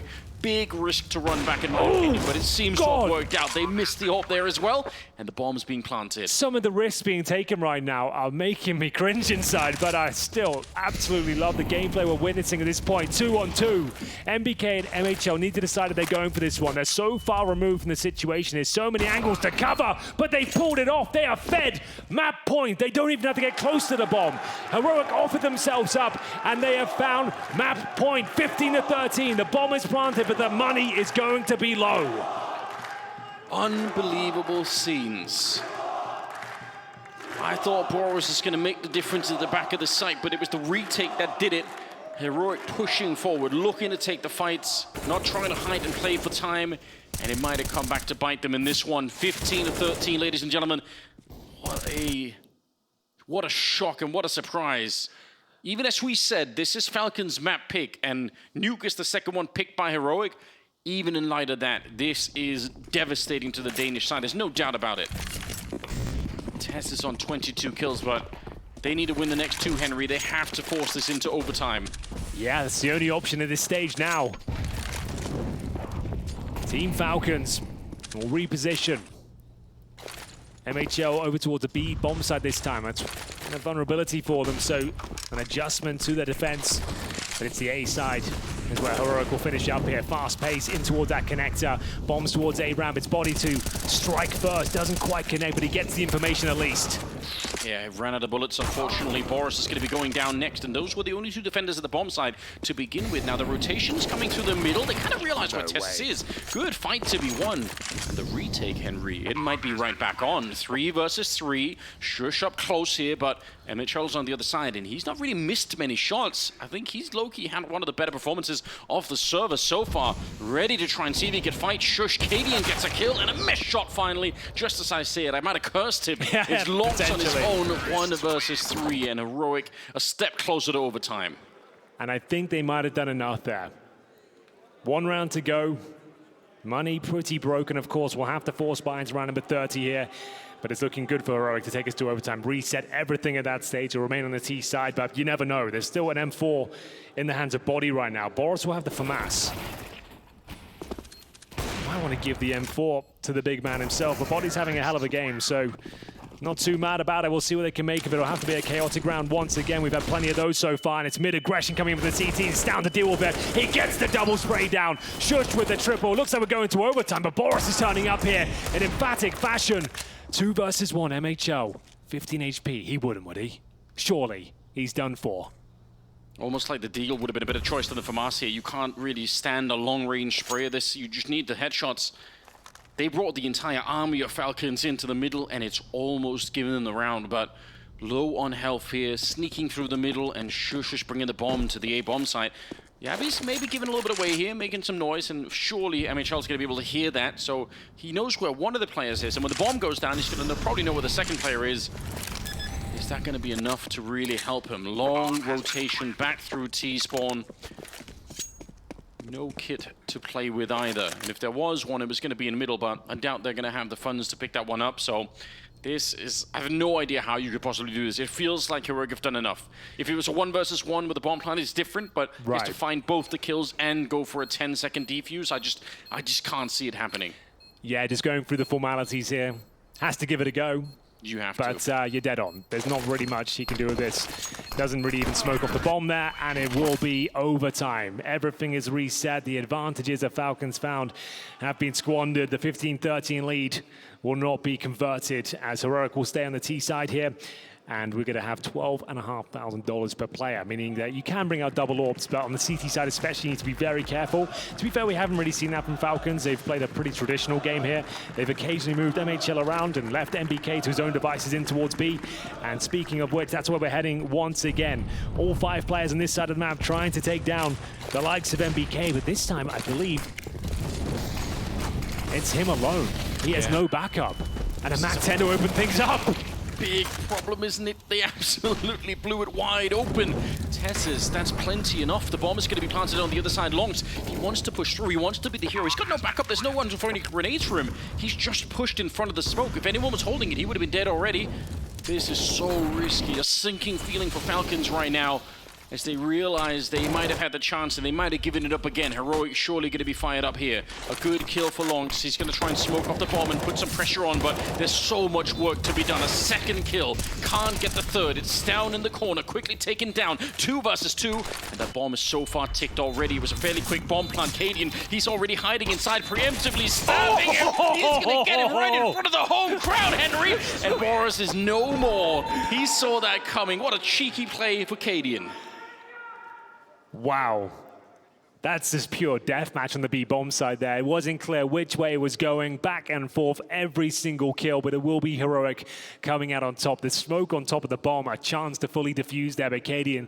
He's seen that trick before, ready with the knife there. A no-scope could have come through, I suppose, but still, it will be 1-0 as Heroic take the lead here on Mirage for the first time in a very long time indeed. 1-0. And now Falcons on the back foot. So they're going for an aggressive A-main push. Boros leading that charge. 27 kills to his name, a fantastic performance. It's MHL.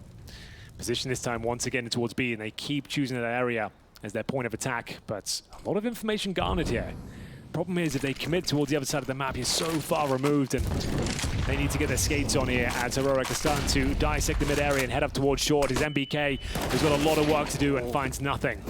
And now the flank might be coming way too late. This is such an unfortunate timing here. They're going to be walking through the B hallways, but in the meantime, yeah, Heroic, they've gone back through the underpass, so they're going to find an empty bomb site. This is one of the few times where normally when you go for this kind of flank and you're in T-spawn, you should get something. Buddy, you're looking at him. He can't see him. His eyes aren't registering. Wake up. He is a T-Rex. Wake up, bro. He's just not realizing his brain isn't adjusting to it at all, Henry. This is a disaster. Body, he gets the shot. In the meantime, they did get the kill anyway. Maybe it's all worked out for good. Tessis and Yabby now 2 versus 3. And what a headshot here. Tess is still fighting it, but no bomb plant, and now Yabby is miles away. What did we just witness?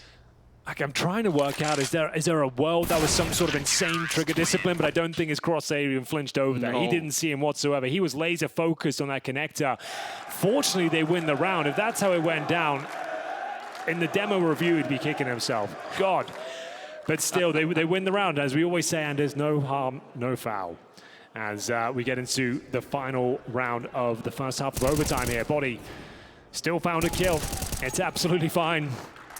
And they'll close out the round. So who will be taking the lead here to close out the first half of overtime? The first map, single elimination tournament, everything to play for. Aggressive from Longs, who's starting to show some form here. Confirms that no one's in towards the top of middle. And we're going back to an A execution, a set piece to close things out here. Everything you might expect. Smokes towards spawn, jungle, and the steps. Molotovs towards the shadow position. Firebox. all in, get that bomb planted, clutch out. Scary proposition, though, because there's already 3 people at the bomb site, and because of the deep position alongside the top mid, they don't have any reason to get rid of any of these 3 players, and one of them is boros with an AK. So do you really want to test this A bomb site defense? MHL good with the early shot to take down Tess's boros. Not quite getting burned, and actually the Orb is just doing all the work at the moment. Trishan's down, finally getting back into it, doing a bit of damage in return. Body sneaky at the edge of the smoke. You like to see it. Stown and Katie left here for the flash setup. Stown with the double, he wants to keep it going. It's now a 1 versus 1. It's Captain versus Captain. NBK versus Cadian. Well, what can be done here? Pressure is on. Who will be leading after half-time here? Plenty of time to work with. Cadian, AWP, NBK with the M4, a nade and a flashbang to assist him. Pretty far removed, but Cadian will be looking down the barrel of this connector momentarily. NBK needs to be very careful, not exposing himself for now. And where's he going? Tucks himself in on the A bomb site. He couldn't be further away from the action here, but Cadian, he knows NBK is the B player, so you don't have the information as to where he is. Is he on this side of the map? Time will tell. It's going to be heartbreaking for NBK when he hears the bomb going down. It's a sick position for NBK to be in if Cadian was playing a double fake and actually coming back to the A bomb side, but he followed through. He just went straight for B. And now Cadian has every advantage. How do you get here? How do you check everything? Cadian already setting up for it, and NBK has to walk, he has to crouch through this one. He sees him, and now maybe there is a way. He's got a couple of nades. There's one of them. Up close, he tries to make the jump through, but Cadian is good for it. And they win 2 out of 3 rounds in their opening half of overtime here. And that puts Falcons in a deep amount of trouble. They're really, really starting to lose this map. Wow, what a round that was, though. It had absolutely everything. Once again, right down to the wire. Another 1 versus 1. The mind games. This was a beautiful play, though. Stown with that flashbang from Cadian as well. That saves it. That round was done. It looked like they were out of it, but Stown with the play from hell. And it finds them a 2 versus 1 lead. It's going to be MHL, though. The opening kill has been very good for those, hasn't he? Time and time again, opening the round for the Falcons. This time it's Cadian that's dropped. I think he's been the surprise of the series so far for me, because I really had my eyes on boros and maybe to some extent on Body as well. I think he was one of those players in the French scene that maybe got overlooked a little bit. You know, He was on his way to the top, but I still think he had a really solid ground game. But MHL has come out of nowhere for me in this series, so I'm excited for that. 17-16. Heroic need to get to 19, and so do Falcons, but they're a little bit further away. Well, for now, though, they have the man advantage, taking down Captain Cadian. AWP in the hands of Stown. See what he can make of it. boros lead the charge here, and hits down top of middle, nails that shot, and now it's going to funnel them into the commitment towards the A-bomb side. It will be Shush defending valiantly here. Looks like they might have done enough. Hunting for map points here. MHL pulls one back, 2-on-2. 45 seconds remaining as the Molotovs deployed towards the bomb site. Speaking of that, it's going to be the C4, the A-ramp for now. And they can fall back. They don't have to fully commit to this one. So they'll go for the reset, but there's not a massive amount of time, 30 seconds.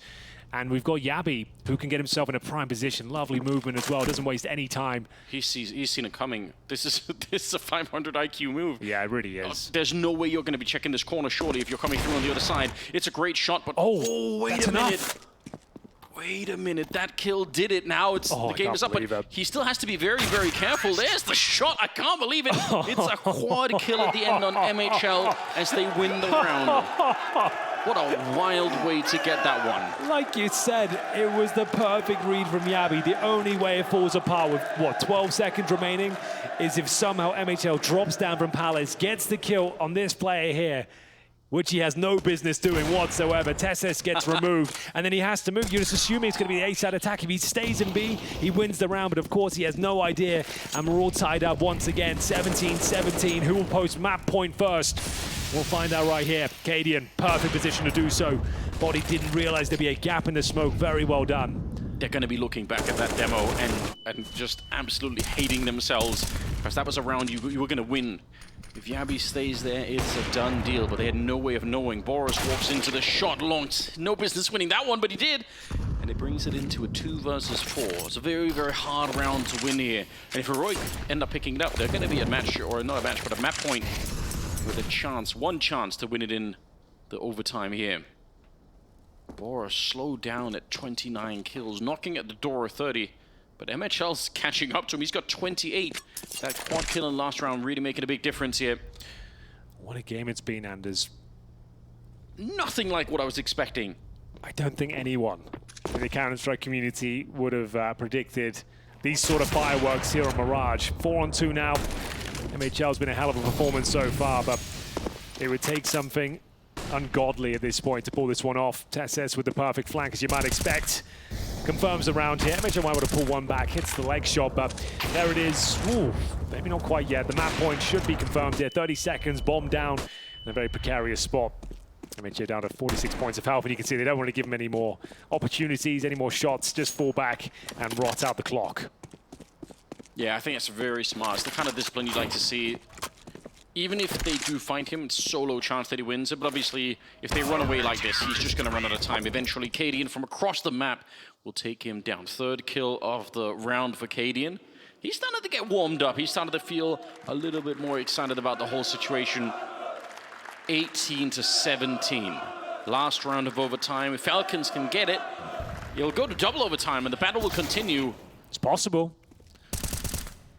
They've had some very impressive rounds here. From an individual standpoint and as a unit as well. It's been great. A very entertaining map so far, and there's plenty more action to come. We have a second map coming up as well, of course. That will be Nuke, the pick of Heroic. And what's the approach here? Falcons, last chance saloon. Looking for the reset themselves this time after being up 8-2 on their T-side campaign. We know they can play this side of the map, but it's Cadian with a prime position here, top of middle. MHL patiently waiting for him. Bit of a standoff here. He can keep this up. He's got backup in Stown, who's looking down at the underpass, so there's no pressure being put there by Falcons. So for the minute here, Cadian could just stick around, although this is a very flashable position, so that's the one thing you got to be worried about here. If they throw a flash over the scope, there's one. Cadian can't see it. He misses the chance, down. And MHL will take him down. Good dink. Stown might be able to do some considerable damage here. Nice grenade to follow it up as well. So down but not out. Heroic up against it now in the 5-on-4. Would love to close it out now. And what's the final commitment going to be? 3 players towards shore. You'd assume a B-side attack here. Smokes down towards connector, and it's TSS lying in wait with the AK-47. AK-47 ready to strike. And MHL hasn't really missed a shot so far. Stown's in a lot of trouble. Yeah, he is. Look at the grenades. They threw 5 Molotovs at him. It's crazy. He couldn't get out. Longs is going to be going down, but it is really just Tessus at the back of the side here, and he's going to be found. MHL with 31 kills. He's doing all the work. Shush trying to see if he can win the round back at Yabi in the middle. The bomb is going to be planted in. I think there's anything Yabi could do about it. It looks and it feels like double overtime, Henry. Yabi just completely sandwiched into this position. Goes for it, spins around. It's the right read, but he could not get the job done, and Falcons will live to fight on. Yes, they will. It's all reset once again. Falcons will remain on the T side. Heroic, they thought they'd done the job there. It felt like it was enough, but the opening pick goes against Cadian. The double Molotov in towards the window. Beautiful shots from MBK and a great effort from Yabi. Wasn't quite enough there.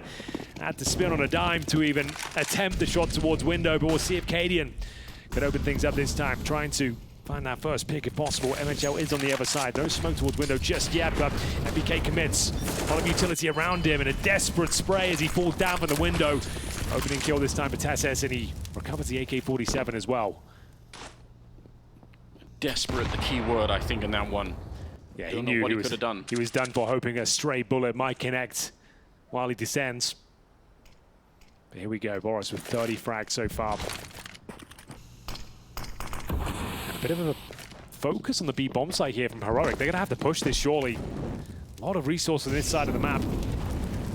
And indeed, they will start to push through.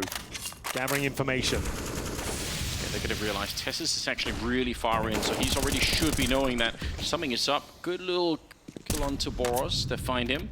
Stown is the one that got the kill, but obviously really close with Shush listening in and realizing he was on the other side of the smoke. This is starting to look a little bit difficult for Falcons to bring through. Good shot, but Yabi's there in the return, and now the bomb has been dropped in the ladder room. So 2 versus 3, 40 seconds, and they're really far apart here, the last 2 Falcons players. What do they do? Yeah, time is of the essence. They have no utility. 3 kills to find. MHL, though, doesn't miss many. So quick. This time, Yabi pips him to the post, and we'll see Cadian ducking and weaving, trying to buy any vital seconds he can to delay Longs. There will be the first round of double overtime here going in favor of Heroic. But these rounds are coming right down to the wire. There hasn't been many convincing rounds, especially in overtime. It seems so chaotic. Pandemonium seems to ensue as soon as the commitment to a bomb site is established. For a single elimination forward, this is what you dream of, right? You really don't want the really one-sided matches where it's just a blowout, because you're not going to have much of a chance to recover. So I love the fact that every round is being fought for in the way that it is at the moment. 18-19. You're right, first round of double OT, and it goes to Heroic. Maybe setting up a little bit of some momentum for them to play off of. So it's a great idea. They had the setup for it, but Stown, lucky to live. Yeah, but he dished out 98 damage towards MHL, and he is still alive and well. Another key frag coming in here for Body. He's been great in this apartment position, but this is looking good for the 2-0. Yeah, it's a 5-on-3, but MHL, the walking wounded right now, can't really contribute with an opening frag. He needs MBK to step up. Longs will join him. They focus towards the connector right now, but Stown watching it like a hawk as the Falcons desperately try and get back into round number 2 here. Up close though, Testes with the AK-47 feeling like he can find this next kill, and he certainly can. Great positioning. Yeah, they needed something. It's not going to be given to them easily. Longs 1 versus 4 here in the middle. And obviously with only 45 seconds left, there's no way anything should be happening.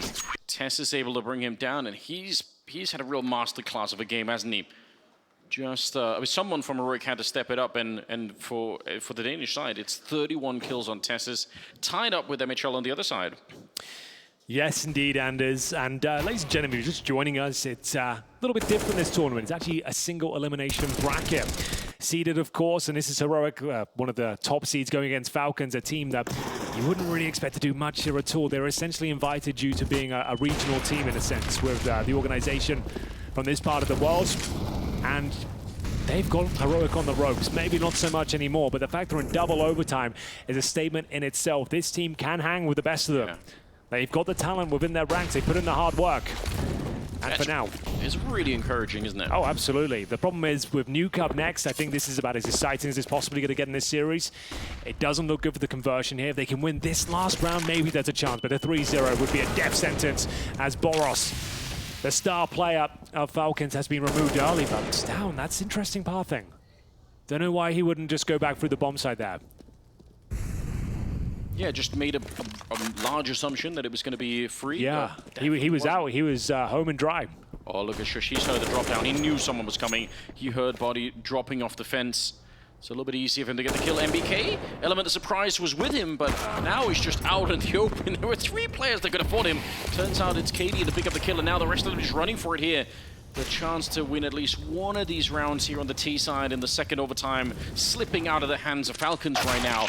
And even more so with KD and getting the kill, 21-18. Heroic just need one more round, one of the next 3, and they're going to be able to pack it up and win Mirage, and that'll put them in a really, really good spot. And the problem is as well, it doesn't really matter how close you get. If you don't win the map, it all counts for naught. And especially in this sort of tournament format as well. And it's looking like Falcons are done. Running out of gas here, 3-0 down. As you mentioned, one more will do it for Heroic on their T side.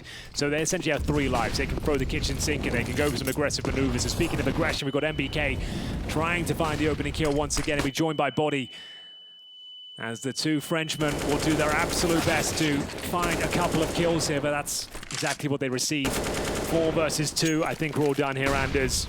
An exciting game, an impressive performance from Falcons. They had the world's #1 team on the ropes here. They had them uncomfortable, 8-2 down on their CT campaign. Right down to the wire here. One of the most exciting games I've commentated in a long time.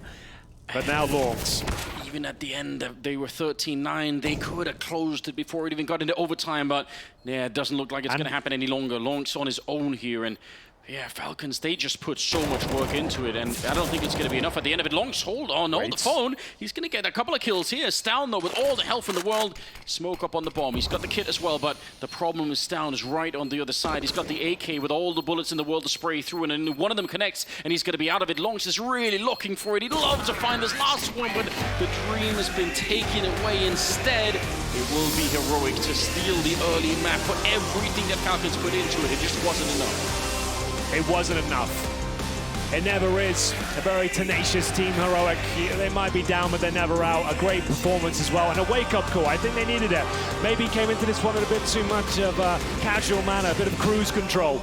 But they managed to steady themselves out, win out in double overtime here on their opponent's pick. And it feels like the end of the series. It feels like the end of the tournament, but it's not. We've still got so much counterstrike to play here. And the next map coming up next is Nuke, the pick of Heroic, ladies and gentlemen. And you're not going to want to miss this one, Anders, as we'll go to a break and be back very shortly.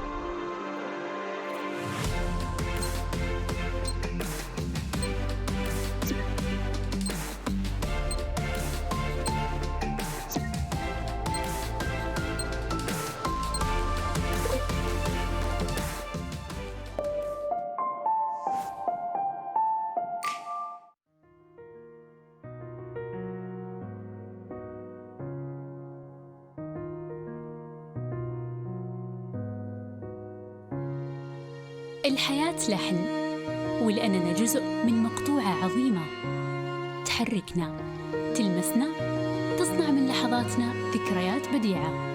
لأن الوجبة، التجربة، المغامرة، حياتك بعد جديد في هيلتون الرياض.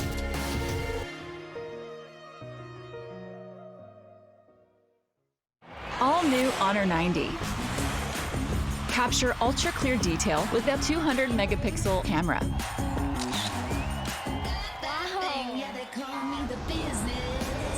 Care for your eyes with risk-free dimming display.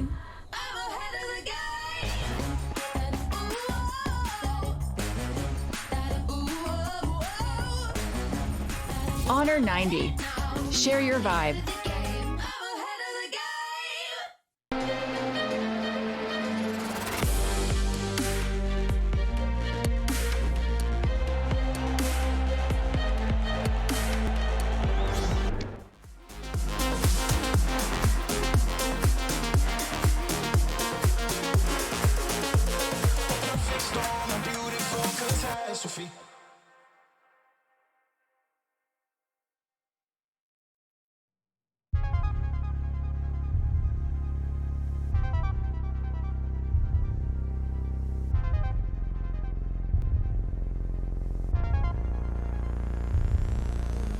When the moon rises, the flame is ignited.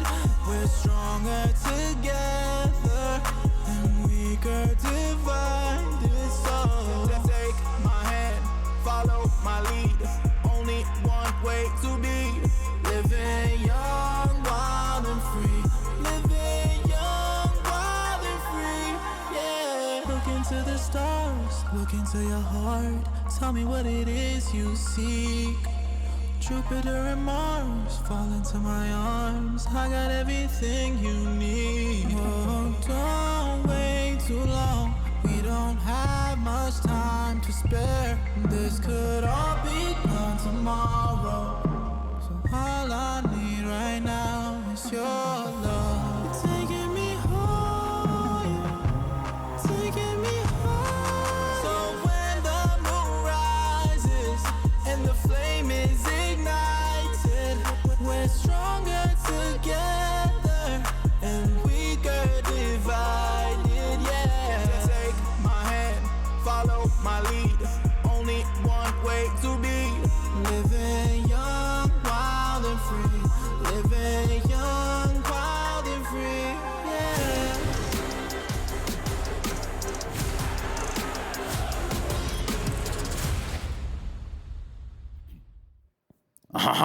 Welcome back, everybody. Sorry, I just have a Swiss guy here. He can't help but to sort of be a contagion when it comes down to that. Seeking... needed to clear a throat. Yeah, exactly. Yeah. That's exactly what it was. That's what we do all the time. I was clearing my throat. Fact. I was clearing my throat in French, I think is exactly the sentiment I was going with. Now, truth be told, Heroic somehow survive a certain fate, which is dropping their opening map here in Riyadh. That didn't happen. Instead, it was the Falcons in some ways dropping that as well. So. Yeah, speaking of clearing your throat, Heroic almost choking on that one. That was a very, very close game, close affair. 15-13 scoreline for Falcons. It felt like this... we said it was a stretch, all of these like win conditions we were listing and how Falcons could have a good start of the game. They could come in with pace and impact, aggressive intentions, and turns out everything actually materialized. Everything happened. All that we said. I know. It all happened at the beginning. It looked so good. And yet it wasn't enough. Damn it. I know, that's the real tough part. Because like it took Heroic, as you said, like 10 rounds to get into this game. It was Easily. 8-2 at some point for Falcons, and then it was for the last 5 in the first half, and that might have just saved them that little bit of recovery.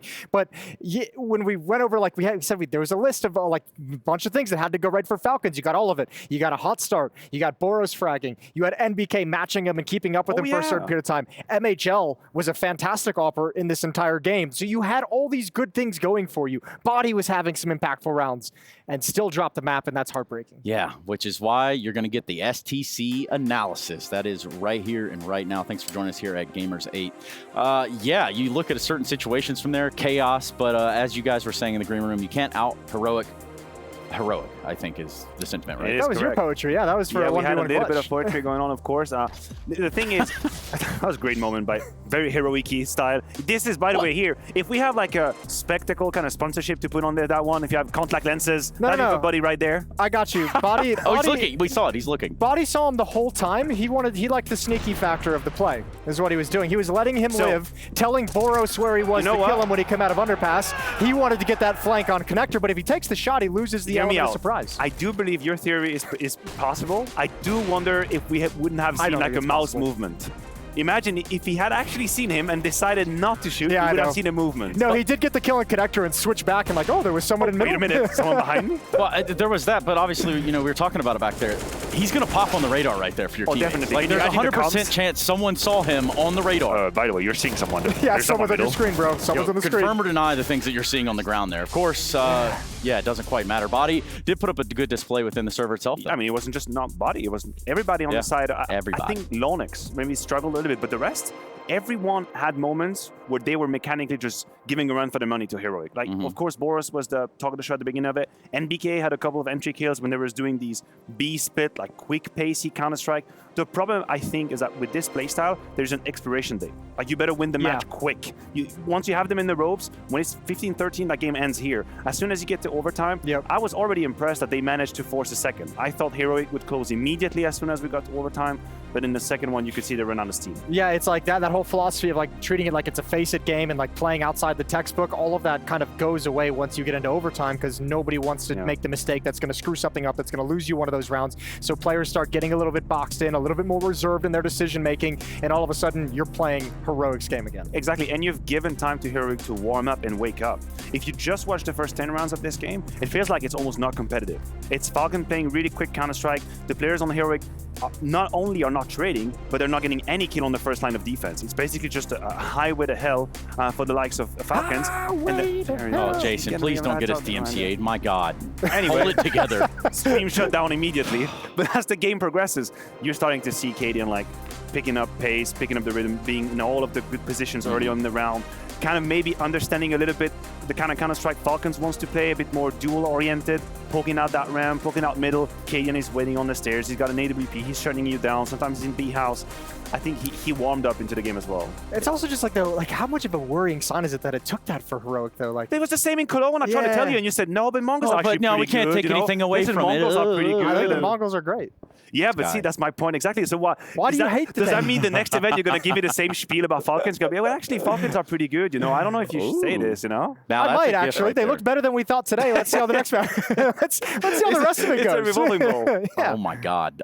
Yeah. Good over there. I mean, I guess I'm just looking at this in a way that Heroic, they've proven that they can be problem solvers, right? And so they were definitely that's you a good look on this. So well, you're saying we should be proud of faced Heroic. problems early on, and then the Falcons fumbled the bag. What else do you want? This is the nightmare scenario for Heroic. They got to play in front of a crowd. Oh, yeah. Oh, yeah, we never brought that up. A crowd against them. A crowd against them. Because in Washington, everybody was on the Heroic's cause, and here it changed. I think that's the. I wonder how that even happened. That's a wild situation. Don't know if they need to have there. a whole lot of fan over there. The Americans like Cadian. Okay, that is the showmanship. They like the brash. They like the quarterback face. experience. Yeah, it is. Yeah, I guess I can see that. I can understand that. But obviously, Tesses and company were tested. I think that goes without saying. You workshop that one for a long time? No, I just saw him on the screen. I think that's great. I think it's great improv. You should join a troupe. Improv is what you want. Well, improv. I think you'd do great in improv. I'm good on that. This is already enough pressure. I'm scared to no end. Every second of a broadcast. Every second, I'm just kind of holding on this desk, making sure it doesn't fly away or me with it. Now, we look at Heroic. They were tested. There had to have been some mental fortitude right there, but obviously endurance is going to be something that might come to play here. Yeah, this is the moment where I hope that things don't fall into the same pattern, which I have seen plenty of times in my years of Counter-Strike, which is a small team is about to is about to accomplish something great, which is take down a world beater, take down Heroic, fall short in map 1 just to get obliterated on map 2. I've seen it plenty of times. Hopefully it's not the road there. But Boros, Jason? Boros, man, he was nuts. He was the guy we highlighted, and I almost felt bad walking away from that Death 7 because I'm like, they do have NBK, they do have body, they do have some experience. MHL in the off, we could have talked about them, but Boros just so critical. And I mean, he's the reason why they got out to this hot start. Yes, he was like the leading player, great opening kills, swinging out, being confident, trading his teammates, and they were setting him up that way as well. They had him in positions where he could trade off teammates. He was taking a lot of risks, and in the early stages, they were going in his direction. I mean, I know that we usually say mechanically gifted, like a blanket statement we use a lot on the desk, but you see the way he's doing these micro movements, like this is the sign of someone that's extremely skilled. He's got some game. Yeah, absolutely. Like you watch my POV, it's just basically I'm piloting a boat. I'm just going from left to right with my mouse. A boat with a joystick. Exactly. But he is really doing like these micro movements, a little bit a la Rops. Like piloting a boat. What is the actual term? What would be captaining a ship. Captaining a ship, I can say. Yes, as I do here at the teams. Hey, let me grab it from you right there. Obviously, the first map, it did take some time. We got overtime out of it. For both these camps, it's probably going to be different vibes going into map 2, which does happen to be Nuke. And that is Heroic's pick. So you think that was a wake-up call? You think they run into these trials and tribulations early on? Well, I think you also picked this kind of a map if you really want to make it hard on a new team. Yes, that, as we mentioned, coming into this only had 5 maps played together. It's going to be really easy to get disorganized, really easy to forget a protocol, forget how you want to rotate in a chaotic situation, manage the bomb sites being stacked on top of each other. And while all the players individually are going to be experienced on it, as a team, you need to know how you're going to move around the map at different times of the round, and that's going to be the struggle for Falcons. No, you're absolutely right. And we also have to imagine there's no way the comms are perfectly streamlined in Falcons right now. It's just not the case. Of course not. When you're a new team that comes together like this, it takes time to code whatever the hell is happening. Because you cannot just be always verbatim explaining, oh, I am seeing 3 opponents. In fact, 3 of them are going down the ramp, and they have thrown a smoke at me, and now I can't see. You cannot do that. You have to have code words for what's happening. It's true. I'm obviously making a funny example here, but that's a fact. They're not there quite yet, and you can get hella complicated on the CT side. But, if I do look at this side with Boros and company, there's several things that you could probably say are shining bright. Obviously we saw Body, we saw Boros, we saw MBK, Jason. I know that was something that really got you going. Actually, NBK historically is one of my favorite players to see pop off in a game. It just obviously doesn't happen very frequently these days. So yeah, I mean, look, we can go through that all day long, right? You could say MHL was probably the best op in the server on Mirage. Is it going to happen again on Nuke? Boros is he going to be able to find the similar kind of impact on a map like Nuke where, choke points are a little bit more restrictive, a little bit less space to work with? There's all these things that you can go down, but all we have for Falcons because of the low body of work is if statements. What ifs? What if, indeed. we're about to test their moral fortitude as well. Like, you have to Moral realize, fortitude. yeah, in terms of like an emotional roller coaster they've went through. They were on the brink of winning map 1. You could see like the high fives were flying high. All Striker behind, of course, one of the mainstay of the scene in Counter-Strike. If you're watching 1.5, you know who that is. They've been here. They were very, very activated, but now it's a bit calmed down. Yeah, and I think you two should probably calm down with all that crazy chat. We're not playing 1.5 here, but we're not playing CS2 either. Nonetheless, we are playing Nuke. It is Heroic. It is Falcons. We are one map deep into this, so thank you very much, gentlemen. As always, your opinions are, well, they're contributions. They're the most ever. You know what I mean? The most ever. The most ever, which is exactly what we have. Let's get into the game.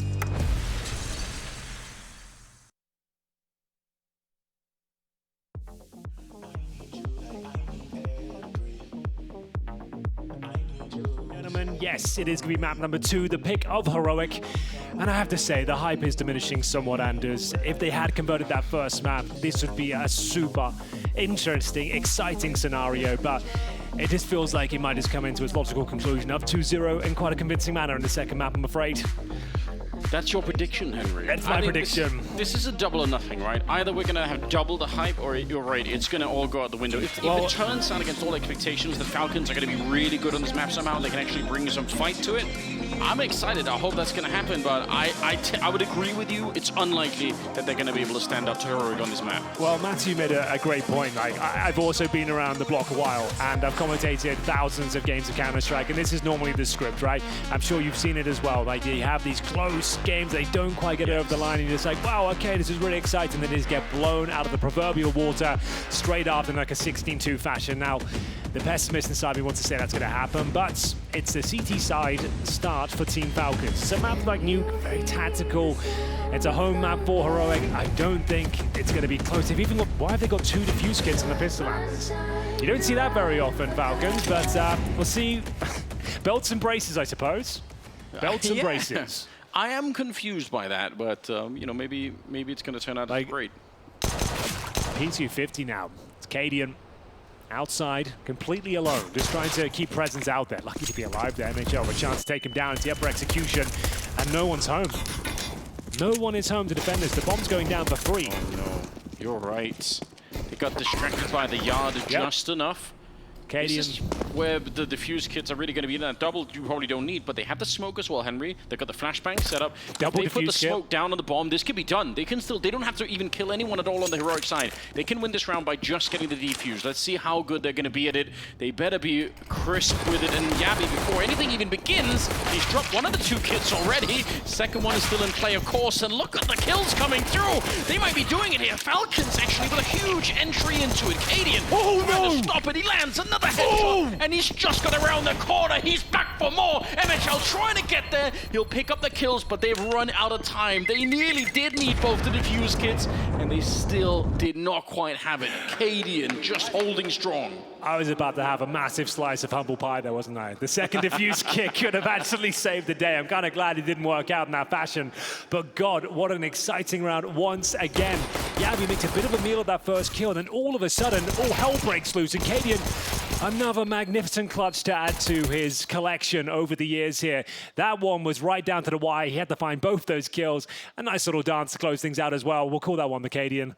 And for now, a force buy in response. The action continues.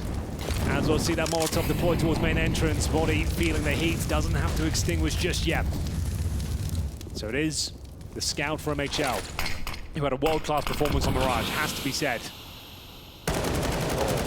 The timing, I was going to say, it's such great awareness for Body not to just on instinct drop the smoke because you didn't need to, but unfortunately walked right into the shot there. Timing was good.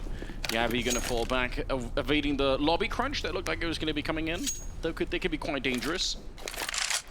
You don't want to be hanging around there on your own. But Heroic well in control of this round right now.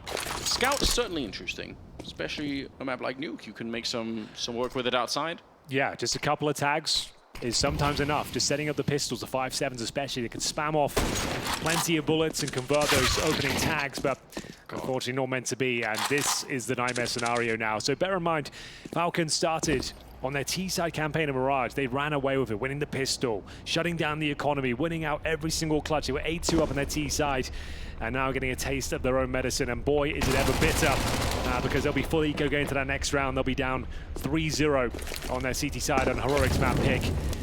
And yeah, as I said, this was the expected outcome after such a close and chaotic affair in that first map. This is usually the outcome. If you don't have a good start here, Falcons are going to have a tremendously difficult uphill battle going forward. Yeah, Maniac was saying he was hoping that wasn't going to be the case, but obviously, like you pointed out, it is a Counter-Strike classic. We've seen it many, many times. And also Heroic on the other side of the coin, they're going to be fed so much more momentum. They've been through the ringer many, many times before, so they realize that was it. It was a bit tough, but now we're right back into it, and we're ready to fire on all fronts. So. I like the observation as well. We kind of mentioned it a couple of times. It's like, oh, it's at a semi-final. That's why they're kind of struggling. But it's in front of the crowd, I suppose. Like, that's the main factor. It's a full arena, a crowd cheering against you. There's like 1,000 flags out there as well. Quite the atmosphere, but they managed to stabilize and find themselves in a very promising position here on Nuke. I know it's very early days, but it's the context of the teams and the disparity between the rankings of them, and the fact this is Heroic's map pick as well, and they've got the 3-0 start on the T side of Nuke. It's going to be very, very difficult, to say the very least, to get out of this one. We would love to be wrong about that. Oh, absolutely. Seeing if they found a way. So a double HE setup. Say setup, you're just going to throw 2 HEs in and hope it does some damage, and it does quite a lot, to be fair. Shush, down to just 9 points of health. The Molotov to push back any rotating CTs. They're actually making this one interesting, Anders. What's happening? The bomb's gone down. They've got a 5-on-3, and they're going to swarm the lower bomb site. Well, there's so many people at the ramp. I don't know. I'm so confused. Shush is What's dead. he up to? He should have been dead already. The bomb is dropped down there. So yeah, they can walk away with 3 people alive, but that doesn't get them anything at all. MBK sneaking in, catching a little glimpse there, but they're still not out of the woods at all yet. It's a 3 versus 4. The bomb is there, the door has been locked, and there's a minute on the clock here. Falcons probably going to be sweating a little bit inside of the bomb side, but it's on Heroic to make a plan. Yeah, you've got less than a minute to work with. Trying to find some damage with the wall bangs here if possible while they join up. All 3 players towards the double doors here. Just need to try and find a kill. Galil's been recovered for MHL, but apparently they've got no armor. They're still in an incredibly precarious spot. Nice HE grenades coming through as well. So they're going to dissect this lower bomb site. Smoke off both sides of the ramp, allowing them to focus on the floor itself. MHL need to find at least one if they're going to stand a chance here. Double kill for Heroic, and now just Lonks. Maybe, oh, it's just a USP, that's the problem, but it's low! Shush only has 1 point of health, but it's not going to be quite enough there. Tantalizingly close, Anders. But a chance that will not be converted this time. It was very, very uncomfortable for Heroic, but like he said, they had to make a plan. They had to coordinate themselves, and the plan was established. Double smoke towards the ramp, going together, trade out those kills, but Lonks could have actually won the round with a silenced USP there with 2 players and 10 points of health. With the jump shot. Yeah, I thought the jump shot, I was about to say, this is actually going to connect. I need to prepare my voice. I'm going to have to scream my lungs out here if he connects it. But it didn't come through, unfortunately. First gun round here, a must win for Falcons, if you ask me. 4-0 will lead to 5. Yeah, you have to assume that's how it's going to go. So a lot riding on this one. Oh, it's such a shame. I wanted him to hit that jump shot. That would have been a sick way to win the round. Oh my god. Hello?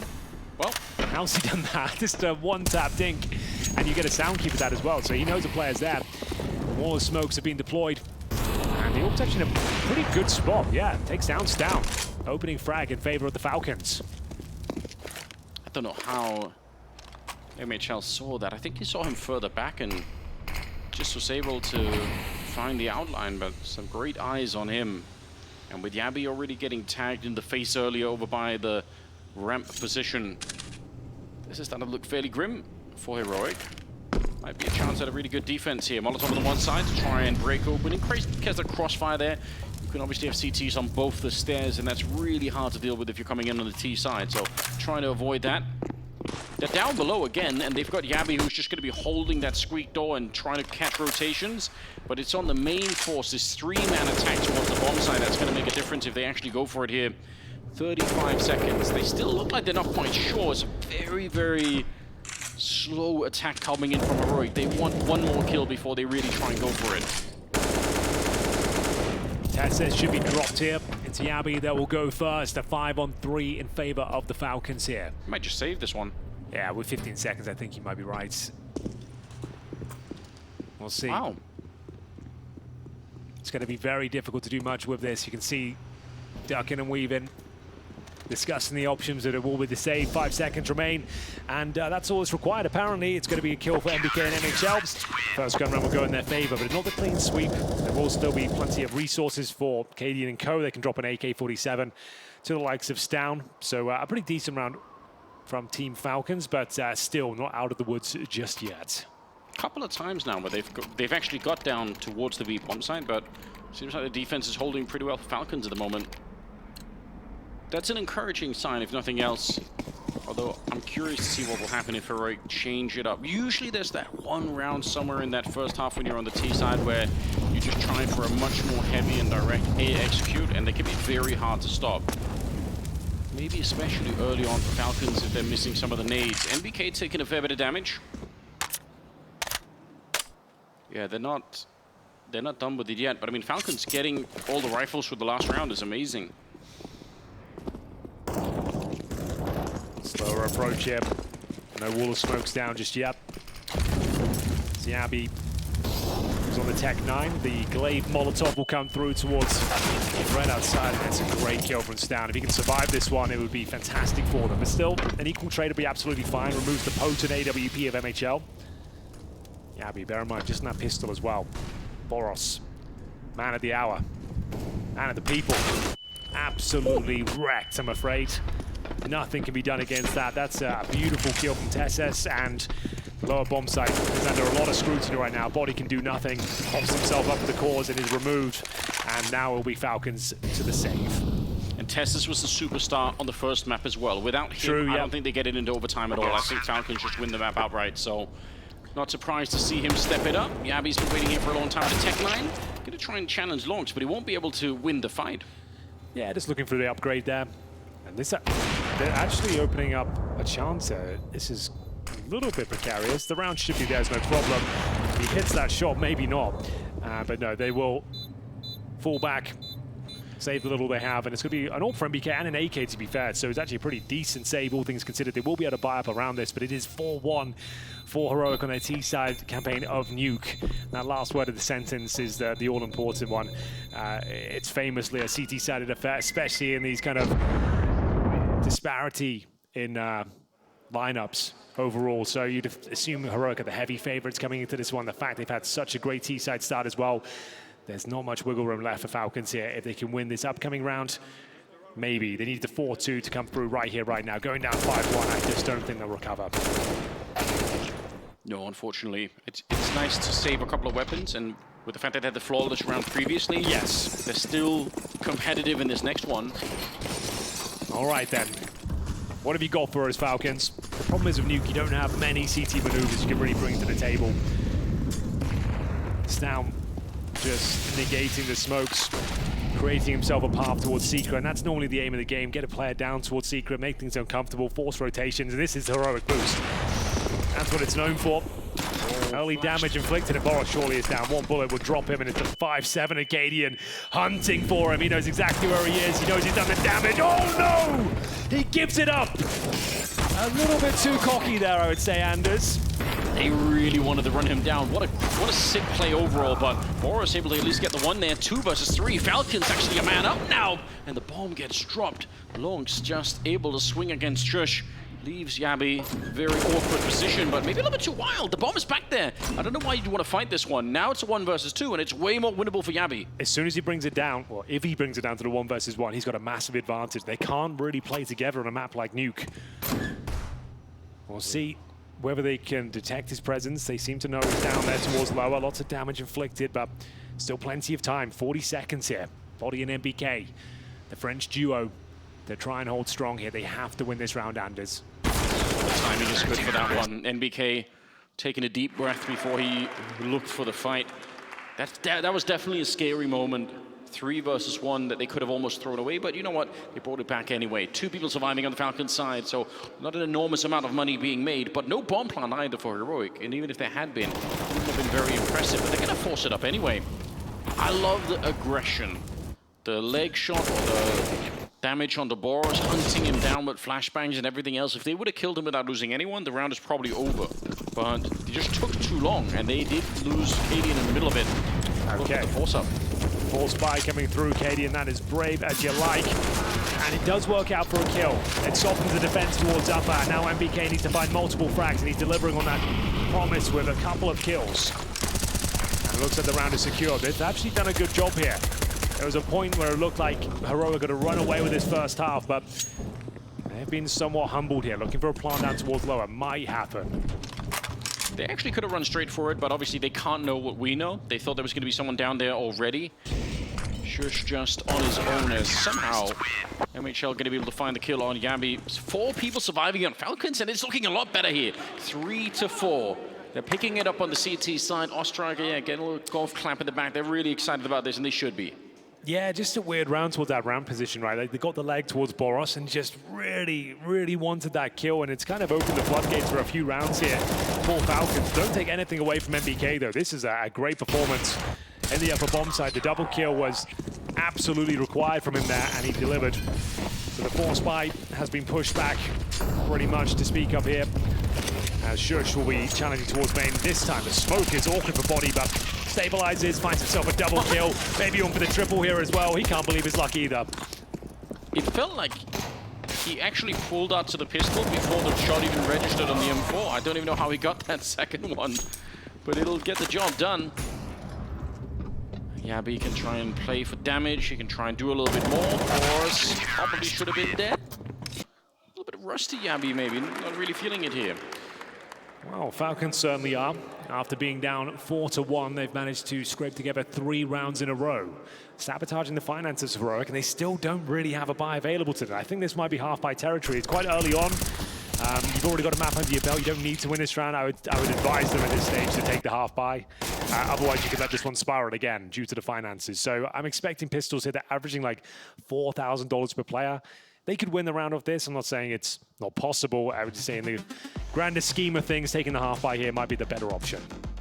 It'd be a very cocky play if you decide to just go all in on this one. Then you're really sort of sending a signal that we just believe we're so much better that we're going to be able to do it even with almost nothing scraping into it. It kind of would be, I guess, a heroic way of approaching things. They do tend to have that level of confidence, but yeah, it's certainly risky. I don't disagree. Well, they're going for it. Oh. So it's going to be a mixture of Galils, AK-47s and MAC-10s. Yeah, I'm not sure this is required, but they can obviously still win the round. We'll see what they make of it. Round 9 coming up here, ladies and gentlemen. Bear in mind, single elimination formats. Lose the best of 3 and you're going home. Faster pace by the looks of things here. Tess is trying to deny the Molotov towards upper. 3 flashbangs here and great headshots as well. Boros needs multiple kills and it looks like this one has paid off for them. A set piece, a great understanding of the setup, and MHL gives them a position as well with the shot. And they pulled it off, Anders. The flashbangs were beautiful there. Yeah, it's like I said, there's always 1 round per half where it's always worth it to try and do this. And when you look at the Falcons' economy, this could have been one of those rounds where they might want to save an extra Molotov. They might not want to throw it down. Also, the preemptive smoke to try and extinguish any Molotov that gets thrown into the hut. It's all the little details that are all coming together. And the flashbangs, obviously, for the MAC-10 to get the first kill, it just was lined up so perfectly. So they took the tactical timeout. They worked out every single detail, as we saw, and it unfolds in a beautiful manner for them. That's a great response. And like I said, there's every chance they could win this sort of round. A lot more conservative in-game leaders would probably say, let's just take the half buy, see what we can do with it. But Heroic go all in, steal the round away. But MHL does save the AWP, I will say that. So not all is lost. 5-4, Heroic on their T-side campaign with a very impressive round there. Perfectly coordinated upper rush. And will be the tactical timeout for Team Falcons. Look how blind he is. He has to run into flames as well. He's got no shot at it. Beautiful round. Really well done. Puts Falcons in a weird position because they have to rebuy 4 rifles, and that's gonna deplete almost their entire economy. You know what I would like? I would really enjoy it if Heroic just did the same round again. Because they've taken a tactical timeout here. You know, they're adjusting their setup. The money's a little bit low. They're kind of a bit uncomfortable. I would love to see that just come through. This back-to-back. Speaking of back-to-back, I think we had back-to-back timeouts here. All right. So really a heavy discussion that's going on. Yeah, it must be. Well, they're laughing on the Falcons side. I do like that. Our strikers having a decent time, if nothing else. Bro, like we said, if they even got double digits, it was a bit of a victory. And the fact they took them to double overtime, had them on the rope, sure, it's gutting. They probably won't win this series. They're probably done after this, but it will raise morale on the squad. They'll show, well, we can compete. We know this squad has got something here. It's something to work with. And speaking of which, boros just goes barreling in towards the ramp room, pushes Trophy through a smoke, and Cadian doesn't see it coming. I think there's a strange kill coming in here towards main entrance. Back to a 4-4. MHL still with the AWP as well. Bear in mind, he's in towards a garage position. Next frag is everything. MBK has been very strong towards upper, but he's in a tough spot here. Yabi will take him down, surrounded. And Longs, he might be undetected, I suppose, and indeed, we'll be able to find one. Picks up the AK-47, frags coming in. boros doing all the heavy lifting here, but now just MHL. AWP towards outside, misses the shot, and yeah, that's the cue to get the hell out of there. Yes, it is. Don't leave it into a 1 versus 1. Just try and dodge that AWP and get the bomb down. Smokes himself out, but see what he can make of it. Jumps through, hoping for the best, and yeah. 6-4, and I think the money is still okay. It's MHL is 7,300, right? And it's 2K otherwise. So he could buy the AWP, they could go with some SMGs and pistols, but if they lost that round, it really would be the beginning of the end. I hope they don't go for that sort of approach. But he's dropping a few deagles, that's more like it. So he can take a bit of a partial here. MBK just had nothing to work with. His teammates were getting surrounded. He was the only player in towards upper. Couldn't account for every single angle, and it will be Stow to close things out. And yeah, just the eco here, some drop pistols. No armor, no nades. But we have seen Team Falcons have some remarkable deagle sequences, Anders. Maybe this will be another one of those. Body was setting it up with the little inspect animation, so he was ready to try and see if he could really style it out. Unfortunately, not going to be connecting here, and now he's being hunted down. Tess is able to pick him up. 10 kills on him right now. He's having another wonderful performance, but here we go. Here it is. Like you said, Henry, boros and MBK coming into it. Longs going to join in the fun outside. Yabi and Push. Oh my god, they're getting knocked out. Just Yabi left, and he's offering himself up, making himself a beacon on top of the silo. Yabi, what do you do? How do you bring this one back? 1 versus 3. They're getting spanked in this round. Now, he can win these rounds. He has to dissect it piece by piece, though. They would be foolish to offer him anything up, and oh, they're trying to force the issue now. He's low. They should win this round, but it's Yabi. An absolute world-class counterstrike player, to say the very least, but the bomb just out of his reach right now. Both Deagles ready and waiting. If he had the HE, he might be able to make it a little bit easier on himself. Bear in mind, they have no armor as well, so they might have the HP advantage, but not by much.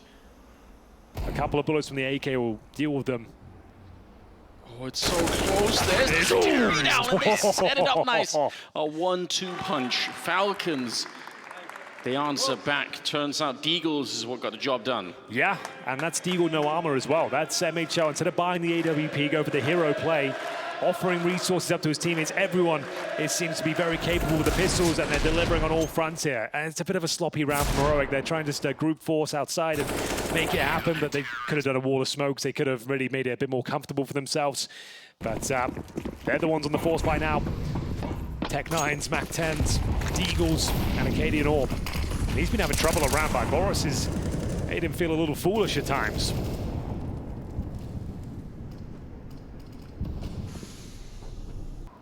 Have a real crack at it here. If they win this round, the Heroic economy is going to be wiped out, and they can actually end up winning the first half almost off of the back of this. So it's all on the line. Going to be another attempt at the ramp ruins. Looks like they've defeated boros once here in an impressive fashion. They hunted him down the second time, but it took too long. It has to be really swift. Oh, he's committed. boros now in a lot of trouble, taking damage on Ru. Hasn't even seen anyone yet. He's down to 47. Full ramp control obtained for Heroic. Now, it's not a bomb site, of course, but it's a portal to either upper or lower. They're going to choose to go towards Hell, and Body doesn't get the call. Why is he looking towards outside? I don't know. Where's the comms? There's a communication breakdown at that point. boros hasn't let him know, or he didn't listen. I'm not sure, but that's a wild one. Yeah, you're right. Something is wrong. And boros coming back, but again, he took so much damage from the Molotov that he can't win the fight. Otherwise, he probably has it. Cadian to pick up Longs. It's a disaster, Henry. That's slipping out of the hands here. They can still do this. It's all right. MHL with that position towards main entrance. A chance for MBK as well. There it is. And converted. MBK with a beautiful hat-trick there. That's just what the doctor ordered. And I can see it bubbling up, and it's already cut you off, but the positional control they had at the upper bomb site, it just looked too good. No, it was beautiful. You're absolutely right. They still had a crack at it. I don't think they realized that MBK was in the position that he was in because he had the earlier fight against the Squeak Doll, so they probably assumed that he's still hanging around that area. They just didn't expect for him to relocate into the secondary position. What a world-class performance from MBK. He has still got it, baby. And that was a round it looked like they had absolutely fumbled it. The communication was way off. Like, Body didn't even seem aware they'd taken the ramp from. But can they answer back? The Tech-9's in towards upper. These upper rushes have been so potent as the Tech-9 start to deliver here, looking for the third kill. It's absolute pandemonium once again, and MHL smoked off. They know he's the outside player. Baits out the shot. And now bound to a 1 versus 1. Yabi up against MHL. No bomb planted. What a play from MHL. He just walked on through. He just did it. He loves that play, and he always seems to nail it. Oh, look at the reposition as well. He's got every chance in it here, but Yabi's on the other side, able to hit the headshot. It's so close. I thought he had the perfect read. Same. I thought he'd done more than enough there. MHL has been very impressive. His understanding of these intense situations, sort of coming down to the minutiae here. He seems to push through, make the decision, hit the shot. A very handy AWP play. I'm sure we'll be seeing a lot more in this year, but for now, it's Cadian and co stealing away around there, 7-6 in their favor, and the money is in complete disarray now for Team Falcons. The hometown heroes will be down to, I would say, a full eco, and this can't even really justify a partial buy. This is actually ridiculous. I can't believe Heroic have got away with forcing so many times, and this time it was the upper rush that just... It's on a knife's edge, but they managed to just get on the right side of things. They're up 7-6. And Falcons, they've got to be so frustrated. They're again putting on a way better display than I was expecting. The individuals are shining bright, right? It's nothing like too remarkable in terms of the overall strategy, but the way they're kind of complementing each other, looking like great individuals, brave plays as well. We're seeing boros push through smokes at ramp room. We're seeing MHL go for smokes at main entrance. They're making brave plays, like unexpected plays, and it's making Heroic very uncomfortable at times as well, and they're extremely clutch as well. Body, though, will be greeted by Cadian towards a squeaky door. It's down, takes the opportunity just to leap down towards this secret position. Now, boosted up in ramp. That's Longs with the UMP as well. Unlikely he's going to be getting much action here, but maybe MBK can, because once again, a prime spot this time. Yabi will get the better of him. Yeah, he needed to be the catalyst to get them back in the round. I definitely think so. Oh, okay, Cadian, you going to walk in ramp alone? It's still just going to... It's he's weird that checking this. He's playing with the AWP on his own, which is remarkable to see. He ain't checking this. No. That's what you wish if you were Longs, that there was a whole team of players behind not him. Again. Oh, wait a minute. Not again. Maybe again, Henry. Maybe, in fact, again, as MHL almost gets the kill on Stone. 1 HP. Down to 1 health. Oh, they deserve to get that kill. These rounds are so wacky right now. Like, why is Cadian walking in ramp alone, scoped up with the AWP? Like, I don't know what's going on, why that's an option, why that has to happen. But it's opened up an opportunity here. They've got the orb now. And that's going to be a 2 versus 1. And speaking of 1, that's exactly how much health Sound has got. Yabi will have to do the heavy lifting here. Oh, nice silent drop. They should be aware. This has happened so many times in the past. Look at how low they are in health, but it might not make a difference. He doesn't have the kill. I don't think it's possible. Yabi with a wide swing to take him down, and he saves Heroic in that moment. 3 kills on Yabi in the round, and 8 rounds overall for Heroic. As we go into the 15th, last of the half. Whew. What a game it's been. Like, Falcons throwing the kitchen sink in their direction. It's so unpredictable. It's so chaotic each and every time. Great shot from Lance this time. Not the AWP of the squad. But like I said, Yabi had to save the day there, and he certainly delivered on his promise. Round 15, and it's a eclectic mix of weaponry here. Nova shotguns, scout sniper rifles, and MBK trying to roll back the years here. Can't quite connect, and shush, he certainly will take down his teammate here. And the scout is actually delivering. Surely they don't give this sort of round up against the shotgun. Low HP for boros, but he still is finding headshots. How has he got the bravery to go and re-challenge that position? It's so ridiculous. How do they keep getting it this close? It's so wild. If they peek on the other side of the ramp, he's just dead instantly, but he just found the perfect little corner. Body, I don't really mind that he's just showing himself. They could probably guess that someone was going to be flanking in that position, but it's putting some pressure on Heroic. They got 1 minute and 10 seconds. And they have HEs and not HEs, but they have Molotovs to try and get rid of some of these positions if they really wanted to. Long, good little burst fire, takes Jabby away, and they're going to win the round. One of the most unlikely rounds to win somehow goes the way of Heroic. Well, it's going to be tournament life on the line. Falcons have done just enough to keep this one competitive. We split it right down the middle here, 8-7 at halftime.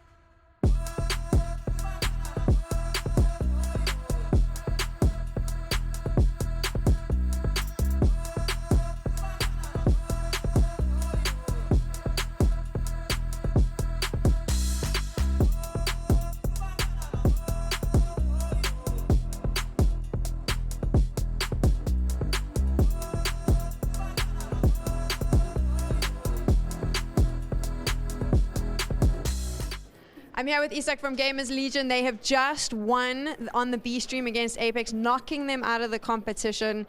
It looked really good. Did you want to get it done in 2-0? Was that always the plan? That's a dumb question. It is always the plan, right? Yeah, I mean, yeah. Obviously, it felt very nice to come back at the end, but yeah, we wanted to 2-0 them. Do you feel a lot of the stress of it being a single elimination? I mean, is that running through your head while you're playing, or were you feeling pretty confident the whole way?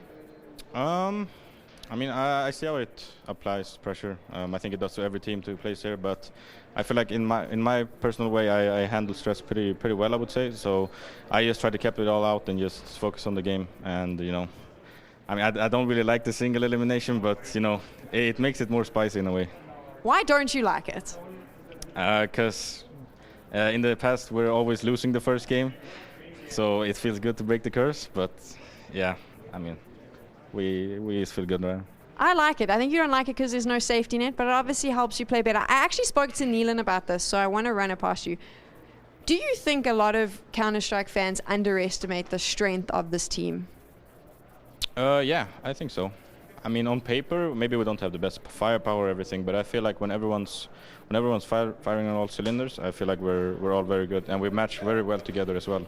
So I mean, the team play is the most important part. Who do you think is your biggest competition or biggest threat in the Gamers8 tournament? I would say Heroic. I think they, if we play them, obviously, I don't know if they've played yet, but I would say Heroic probably. Why? I think they want to get back to revenge, and I feel like Heroic is one of the teams you just don't want to play because they're just good. So, yeah, I think them. Fair enough. Thank you so much. Congratulations. We'll see you soon. Thank you.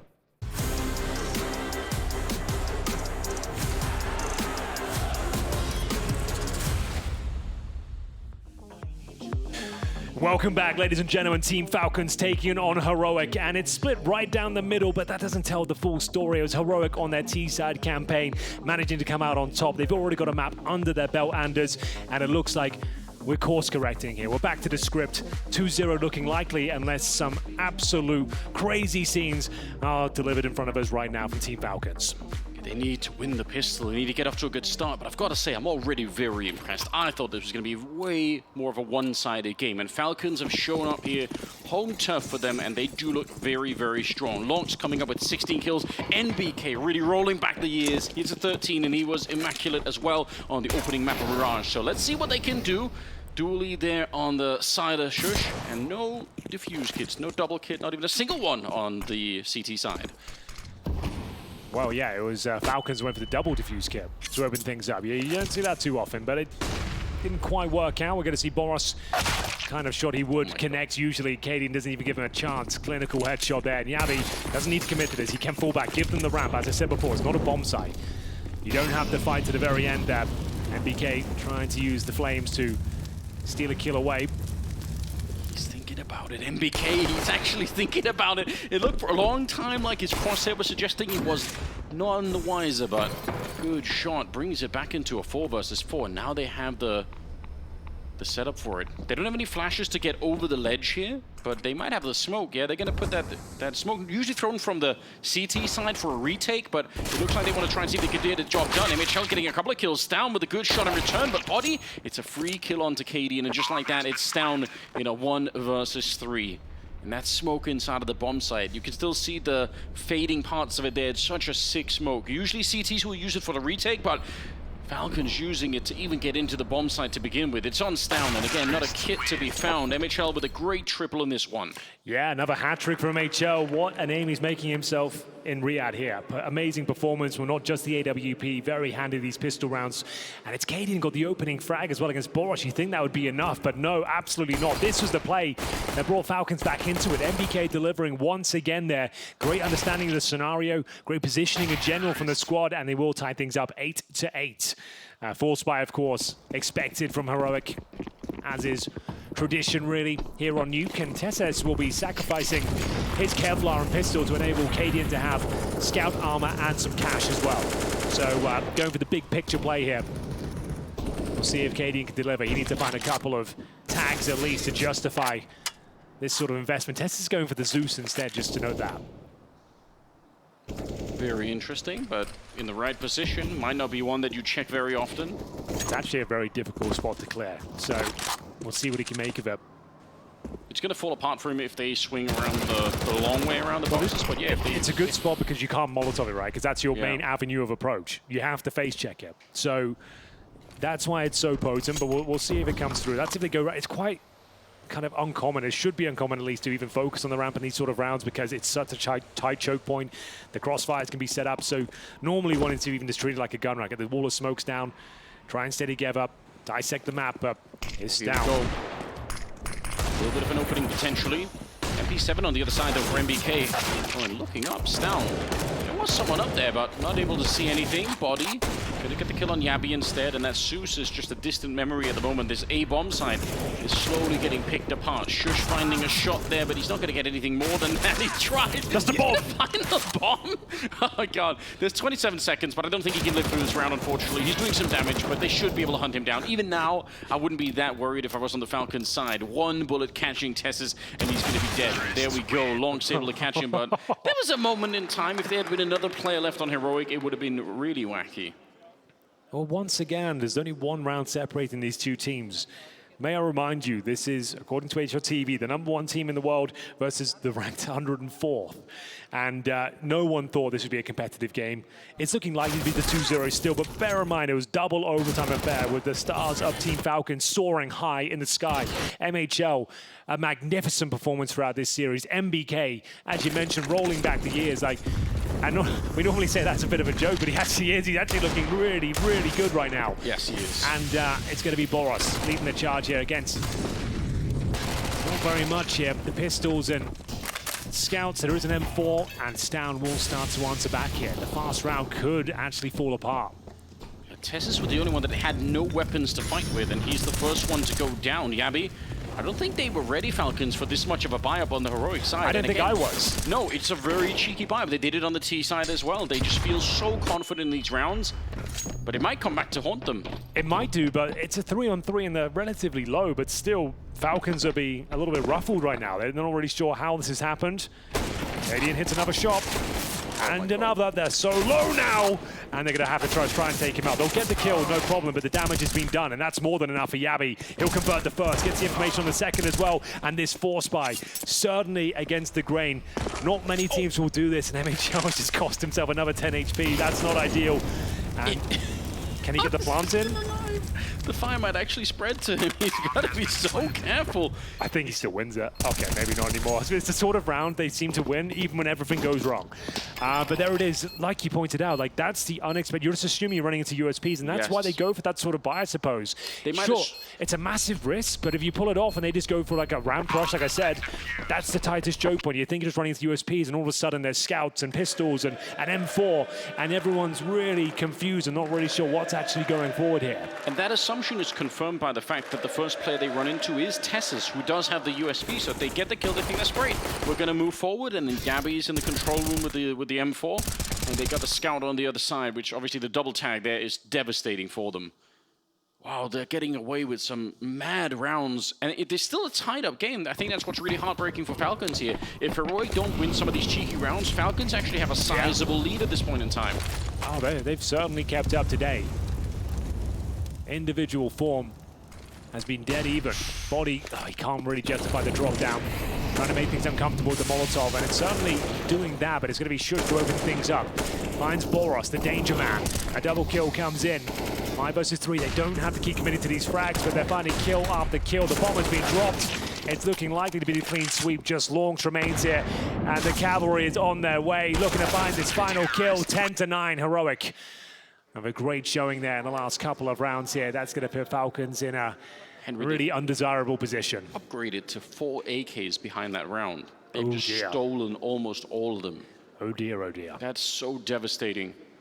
And it's a full eco now. Unless Falcons are feeling extra spicy, $2,000, they have to take the full eco here. And they'll take a pause as well. And you're right, it's only one round in this game, but it does feel like Heroic, like they have these moments where it feels like, oh, they're back online now, everything's going to be fine, but then an absolutely unthinkable round will come through. The 1 Deags will be delivered up. Bear in mind, like Falcons won a round in the previous half with, what, 4 Deagles, no armor, no nades, all headshots. So they know, even with very little, they can accomplish a lot. So they'll take the tactical timeout, not only to take the momentum away from Heroic, just to discuss their options here. Now, like I said, I wouldn't be buying into this round. I think that would be a death sentence for the rest of the half. They're going to get $2,400 into the next, meaning they get AKs across the board with basic utility if they don't buy a single thing here. So I think there's a chance to catch their breath. They're going to go a little bit frustrated with that round before when they thought they were up against the USPs. I think they maybe got lost in the kind of chaos a bit too much there, just assuming that round was in the bag, but anything but. And thankfully, they do take the full eco here. So just Glocks across the board. You can't even justify a P250. Now that's how bad it's got. Big grenade, a lot of damage. And relentless Heroic. They sense the weakness. They just want to put more pressure on. Wild spray here from KD, and he's able to pick it up, and there are more targets on the other side. He's ready for it. Quad kill, pulls out the USP, ready to try and see if he can ace this one. NBK is right up on top of him, but he's going to be walking the other way, so KD might just have to relax a little bit. I'm surprised to not see KD hunt for this one. Usually seems to be what he wants to do. She's going to be the one to pick it up, and he needs it. He's only got 8 kills after that one, so it's been a bit of a rough game for him.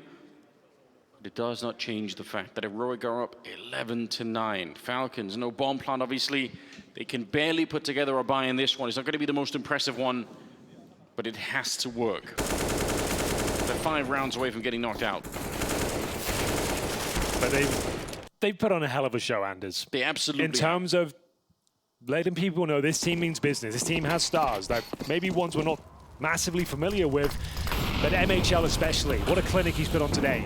Like a star of the future, if you ask me. If they can replicate his performance going forward, like this could be an interesting squad. And if NBK can replicate these kind of performances into the future, I mean, then suddenly the story about the Falcons team is just going to expand a lot more. It's very, very curious. I definitely came into this expecting little to none, so I'm just very impressed here. Good trade, though. Cadian shooting body in the back. Stown still does go down as the first casualty of the round. 4 versus 4. Cadian making up. Bit of a retreat, doesn't want to stick around out in the yard. That gives a lot of space on the map for Falcons. We'll see if they know what to do with it. Well, that's the question, isn't it? Getting lower control is great, but How do you get that bomb planted? It's actually towards the huts right now. Love that flash. Right in front of the squeaky door. And it's all quiet for now. We will have Yabi tucking himself in the hut. This is a very difficult position to clear as well. Speaking of which, Tess is with the AK-47, willing to take those jewels. And doesn't quite connect, but a nice incendiary will slow them down. Oh, it's the bomb. That might be the round. That gets your buggered. Yeah. I saw the look on your face, Henry. Yeah.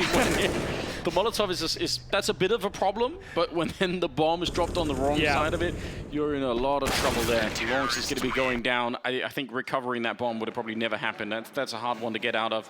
Shush and Katie with double kill each, and Heroic another step in the right direction. Just perfectly positioned as well. Well read. They had full control of the scenario, and you've got Tessus at the back with the AK-47, ready to get the aggro, and they're so tunnel vision that position, you'd assume just one player's there. Here's Cadian, though, with the Molotov drops, he finds the bomb, they're locked out. The pincer towards the lobby as well. It's a beautiful thing. And this is what we're talking about, Heroic, on their CT side. You say it's a recognizable style. They always seem to be so active, sacrificing parts of the map to obtain control of others. Great smoke just to deny access towards the squeaky door here. 12-9. The Eagles across the board here for Falcons. And one smoke to work with. Lose this round, it'll be 13-9, and then their time here at Gamers8 really is limited. It's down to open things up. Body. Longs dropped. Boss continuing to impress with his aim, but it doesn't really amount to too much. One kill doesn't do anything for them here.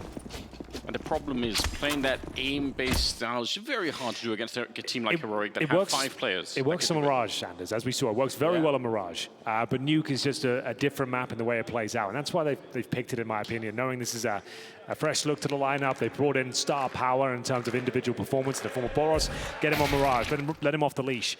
You can't really be let off the leash on Nuke. You can get Secret. You can go down there alone, but you're not really getting multiple frags. You're trying to find 1 or 2 at the very top end. And he can't quite seem to make massive impact thus far on the T side. So what's the next play? Well, they might not even be able to execute whatever they had in mind because MBK's been dropped through the smoke.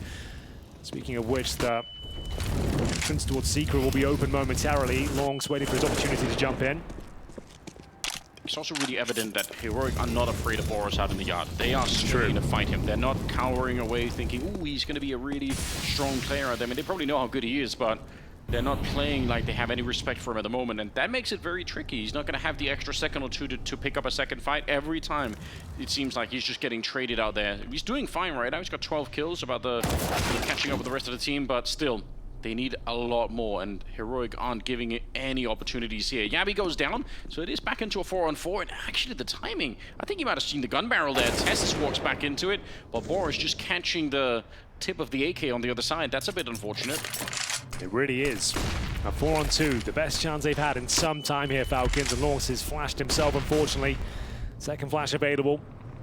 Manages to exit the vents, and with 40 seconds remaining, it looks like it might just be a CT save here because they don't have much to do with this scenario. It's Cadian and Stown.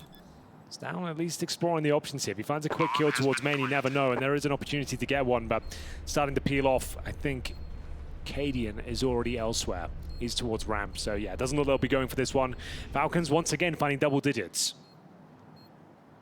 which was just the absolute top end in terms of predictions coming into this one. We thought if they get double digits, they can leave this tournament with their heads held high. Yeah, they got double overtime at a game they probably should have won. They had the 15-13 lead. A 15-13 lead against Heroic, and you don't close that one out, of course, you're going to struggle in the next map. It's the sort of team that will just rise to the occasion, knowing they've had that amazing comeback and they've completely mitigated your efforts. But it's down, holding on to the AK-47, probably gets this kill, and he does. Boros got dropped, just to know that.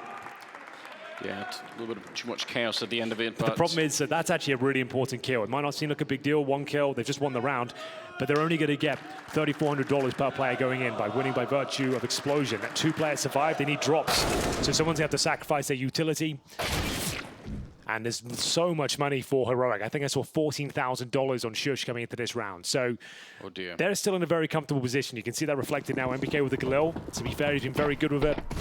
Maybe he can make it work. Here's MHL though. Still a good performance here on Nuke, just not as electrifying as he was on Mirage, perhaps. It's been a lot more tricky on this map, but yeah, he's maybe someone to look for. Ooh, a chance for KD, and a good one. A second shot rings out, but so far he's taken all of the damage, down to 50 health. Body just trusting in himself to be able to land and kill, but ducking up for a second time. I thought he was going to get his head blown off. Okay. I think Long's getting shot in the feet there. I hate to be the pessimist here, Anders. If they lose this round, it is GG. Just going to throw it out there. It will be done. That's the prediction, There just won't be anything left to work with. Yeah, in terms of the money, you're definitely on point. It'll be guaranteed series point, and then they need 5 rounds in a row. I just don't think that would be possible. Like I said, you know what? I'm trying to be more optimistic this event. Let's retract that statement. I think they can win this round. I still believe. 5-on-3. Cadian, not aware of a player going towards hell. So this is the moment. boros, if you're going to do anything in this map, this is the moment. This is my guy right here. He's going to step up. He's going for the big play. He wants more. He wants the huge play. Oh, did he get spotted? I don't know. Jabby was holding it. That's a little bit of a surprise. He comes back out. He knows that Cadian is out here somewhere. He's looking for the shot, but unfortunately, he's put out before he can really catch fire. It's the kind of play he had to make there, right? Yes, he had to do something. He couldn't just get 1 kill. That wouldn't have done anything for them. If he gets the double there, you never know. MBK, unfortunately, won't be able to find much there. And like I said, losing this round, you're 14-10 down. You do not have enough for a buy. At the very most, you can go for a half buy, take yourself down to $2,000. You could go all in. You could go Galil's, Tech-9s, an AK-47. But it really would be done at that point. I'd say go for the half buy, and you're going to have to aim for 5 in a row. That's kind of where you're at. The full buy here, I just don't think it'd be strong enough unless you did the full upper execution like Heroic. That's maybe your only play. There's no, I think, right or wrong at this point in time. It's just you're so far behind in terms of the momentum and in terms of the rounds that, yeah, you just have to try and go for it one way or another. NHL has already purchased the AK. Oh, they're going for it. Purchasing behind, so they've made their choice, Henry. They want to either try and see if they can pull in a cheeky round here and really upset the whole situation, or go out with a bang. Time will tell. I don't hate it. They're going to have to provide some fireworks here. MAC-10s, Deagles, Galils, and pretty good utility. It has to be set-piece gameplay, though. They need to explode into a part of the map, try and get down to that lower bomb side, potentially. Here we go. So Wall of Smoke's very early on. So this is a call out of spawn. Yeah. Oh, but it was one of those smokes denied by the Molotov. So, and they've missed. Well, I don't know what's going on there. There's a smoke on T-spawn. I think T-Roof, sorry. Definitely a couple of things have gone wrong. So, like I said, it had to be the set piece. When you see a smoke like that, your heart just sinks. You just know, okay, whatever we thought we had in mind, it's already gone wrong. Cadian is here. Look at that. He's going to distract everything. They have Molotov to get rid of it. Cadian is going to be going down. He recommits to it, but nobody knows about Tessus. They are looking at the box. They are aware that something could be up, but no one's really actually checked it. And Tessus, good for the kill, creeps out on the other side and takes down Body. It's disastrous. He's back for a third, but finally they put an end to it. But this was their ticket to win the round. Kill Cadian and move on to try and get that outside control. Now instead they're back into a 3-on-3. Still possible they can win this, and after quite a clumsy execution, it's surprising they've even got an even situation here. 40 seconds remaining, vaulting up and towards heaven. Yabi wants to reclaim the ramp room, get some information, go for the backstab. They've actually left both bomb sites open here. And of course, Falcons not aware of it. 30 seconds, it's down towards outside. Shush patrolling main, there's only a Deagle there as well. It's MBK. Not going to be pushing any further. He's holding for the rotations with his Desert Eagle. Yabi's dead. He should be able to get this one, surely. Even with the Galil. Just on the ladder. The timing might be working out against him. boros, you got to go back and check it here. MBK's gone down, and that distracts his attention. What a shot from Josh on the other side. Able to pick him up. And MHL, 1 versus 3. AK in hand, but locked in this corner with just no teammates left. Stown will be the one to get him down, and they have kits on every single player. They're going to be fine. 15 on the side of Heroic Falcons. They got so close to winning this round. Now, I just want to say, maybe there's some sort of like 300 IQ play where they've dropped an incendiary on the T-roof and denied a smoke somehow. I don't think that's happened. I've never seen that before, but they still recovered it and managed to get the bomb planted and have a 3-on-3. So considering the buy they had is probably the best outcome. True. They were set up for a clutch. It didn't work out. boros was just teased toward that heaven position. Like, great discipline from Yabi. Like, no, he can't really do much until his teammates really sell a proper distraction. And then, of course, when he's looking toward the ladder, that's when Shush strikes, and now 5 rounds in a row. AK-47s, Galil's, and bare bones utility. Heroic look like they've done enough here. They've guaranteed at least overtime and fighting now for their tournament life. Bear in mind, one more round and they are removed, and it's body that will be dropped first. 5 on 4 in favor of Heroic. What a good sign. 5 in a row is what they need to stay in the tournament. Well, they are going to be sent packing. Heroic are going to reaffirm their position as one of the toughest teams in the world to bring down. Stound's going to be taking up boros now. 5 versus 3. It's fallen apart rather more quickly than you would have wanted here. Long's been the star performer for the team right now, but they know where he is. And the AWP just closing the position against him. NBK and MHL down. He just wanted to make sure I'm not going to miss this one. This is the most important shot of the game so far. And ladies and gentlemen, it looks like they have done enough. Heroic will be taking this one at 2-0. We say goodbye to the Falcons, and a glorious performance. Bear in mind, no one expected them to even get close to even, 5-6 rounds. They managed to get to double overtime. They got them right on the ropes. They had a 15-13 lead, and they put up an admirable performance here. Once again, finding double digits on Nuke against the world's best team. I think they can hold their heads high here, Anders. There's no question about that. Really, really cool performance from Falcons overall. And Heroic, they got away with some really cheeky rounds on Nuke. If they hadn't won him, we could have been seeing another overtime here. So I'm impressed. I'm impressed by MHL. Didn't have a lot of expectations. And obviously NBK with that throwback performance. I mean, this was a real treat. I was expecting a much more one-sided game, but we got a delicious match. We certainly did, and high intensity as well. Both series we've commentated so far have had us on the edge of our seats, and the format is delivering in that sort of capacity. It seems like everyone knows they've got to step up, they've got to deliver. They might only have one chance to showcase their talents, and I have to say, the players on Falcons certainly did that. Boros with some world-class rounds on Mirage especially. MHL showed the world he can keep up with the likes of Cadian and make him look foolish at times as well. So yes, it is the 2-0. Yes, they are out of the tournament, but they put on a hell of a show today for the home crowd, and we'll see what the winners have to say down on the show floor. Well, the crowd may be still cheering for Falcons here, but Heroic got the win, and they did it in style, especially coming on to Nuke. We've got to start, though. Single elimination, and you get a very slow start here on Mirage. Were you starting to feel the pressure a bit? Were you getting stressed during that map? Yeah, I mean, in the beginning, everything didn't work out as we wanted to, obviously. I mean, before we start the game, we always test the T-speak, check all the mix and stuff. But it can be hard sometimes because it's if the casters or the crowd, goes and disrupts the mic and stuff like that. But Cadian took a tech and we were going really bad and said, now we need to lower our voice, so we can't hear everything else. And I mean, that helped quite a bit. Maybe we obviously did it before, but I think that helped a bit, honestly. زي ما شفنا اعزائنا المشاهدين عندنا استثناء من فريق هيرويك بعد فوزهم 2-0 قدام فالكونز واستبعاد فالكونز من البطوله. السؤال الاول كنا نتكلم عن موضوع البريشر اللي ممكن يجيهم خصوصا في الجيم الاول، لان زي ما احنا عارفين هي سنجل اليمينيشن تورنمنت، مجرد ما انك تخسر الجيم انت برا البطوله على طول. فكان الجواب يقول انه لا، فعلا احنا في البدايه ما كان ابدا الحظ من حالفنا، خصوصا انه في بدايه الراوند الاول حاولنا نسوي خطتنا بس ما نجحت معنا، لكن بالاخير قدروا يسوون كمباك ويرجعون مع كل المشاكل اللي مروا فيها. And I also want to ask you, Stound, about how important this event is for you guys, considering the way you left Cologne and where we're seeing Heroic right now. I mean, it is important. I mean, it's not as important as Cologne was, that's for sure. But for us, it's just really important just to forget Cologne, get a good start here. So that's really important for us. We obviously want to go all the way, so yeah, it's important. And how's the mentality in the team right now? Where are you at as a unit? Because we talk about this being together for Heroic and how important that is for you guys, but we've seen worrying signs. Yeah, I mean, you can call them worrying signs. I mean, obviously, it was really tough losing to Astralis. That's just how it is. But, I mean, I would say that we actually had some really productive practice days coming up to this event, so it's just all about looking forward from now.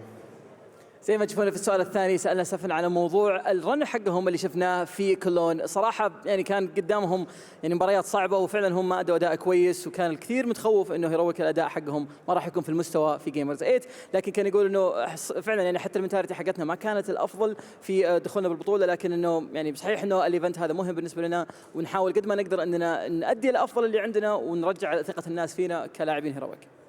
And do you feel like finally, right, you played the first game here, you've got yourselves used to it, you know the setup from what you were saying, you now feel ready? Yeah, I mean, it's always like first setup and stuff like that, but yeah, it always helps. Nice, nice. زي ما تشوفون في السؤال الاخير سالناه انه بعد الجيم الاول وش شعورك، يعني هل انت كنتم متوترين بعد ما لعبت الجيم الاول في المسرح؟ يقول لا فعلا دائما هو الجيم الاول نكون دائما احنا متوترين شوي، ويعني بس اهم شيء انه عدينا الجيم الاول وقدرنا نفوز. Thank you very much now. يعطيكم العافيه اعزائنا المشاهدين، على طول الان نبي نتوجه الى الاستوديو التحليلي نتكلم اكثر.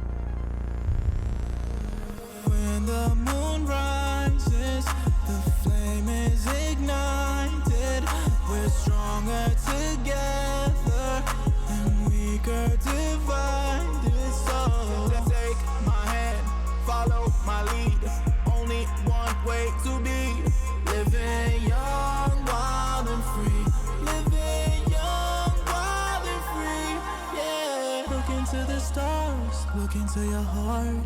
Tell me what it is you seek. Jupiter and Mars fall into my arms. I got everything you need. Oh, don't wait too long. We don't have much time to spare. This could all be done tomorrow. So all I need right now is your love. You're taking me home, taking me home. So when the moon rises and the flame is ignited, we're stronger together and weaker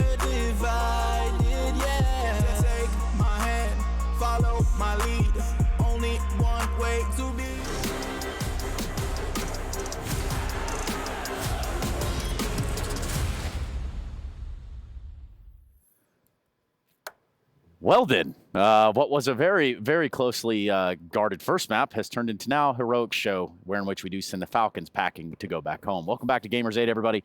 Of course, Maniac, Jason, Moses, O'Toole. We don't really want to go through all those introductions again, do we? No, we're good. Right, let's just skip all that. Let's get right It's actually down part to of my contract. Every time I start a segment, I would like an introductory quotation from you as well. Yeah, that's what they're telling me now. So I do apologize, sir. It's okay. I'm we'll very handle sorry. that off camera. Yeah, thank you very much. Yeah, so a lot of things to unpack here, but mostly for Heroic, again, surviving a scare in the first and then coming back stronger in the second. Jason, tell me about hitting shots and stuff. It's like Maniac said. It's like a tale as old as time. It's like an underdog has a close first map, double overtime, a map they probably should have won. They had 2 chances in regulation, not able to close it out, and then you get to this next map and you're not able to kind of put up any kind of a fight really on Nuke. So good showing from Heroic. I think they looked much more solid in the second map. No slow start, looked much more convincing.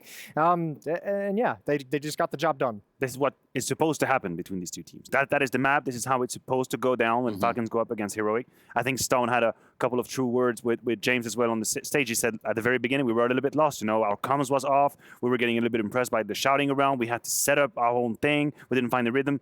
On Nuke, none of that. Like you could see how they were using the speed on the T side. They knew they could use the whole map for them. So really, it looked relatively easy. And you know, you can't spell Stone without the S and the T. And also, if we had a C in there, is where you're going to find yourself. That's right. This is the STC analysis time. I guess we'll just go with that. I know it wasn't like the best work. It wasn't my worst work, but a lot to take in overall. Obviously, for Katie and company, there was a level of comfort here on Nuke. Yeah, I think Maniac touched on it too. This round you could see the drop down. After that is what happened. Like you lose track of one player going fast outside. NBK's in the upper bomb site due to the timing and the pressure from Mini.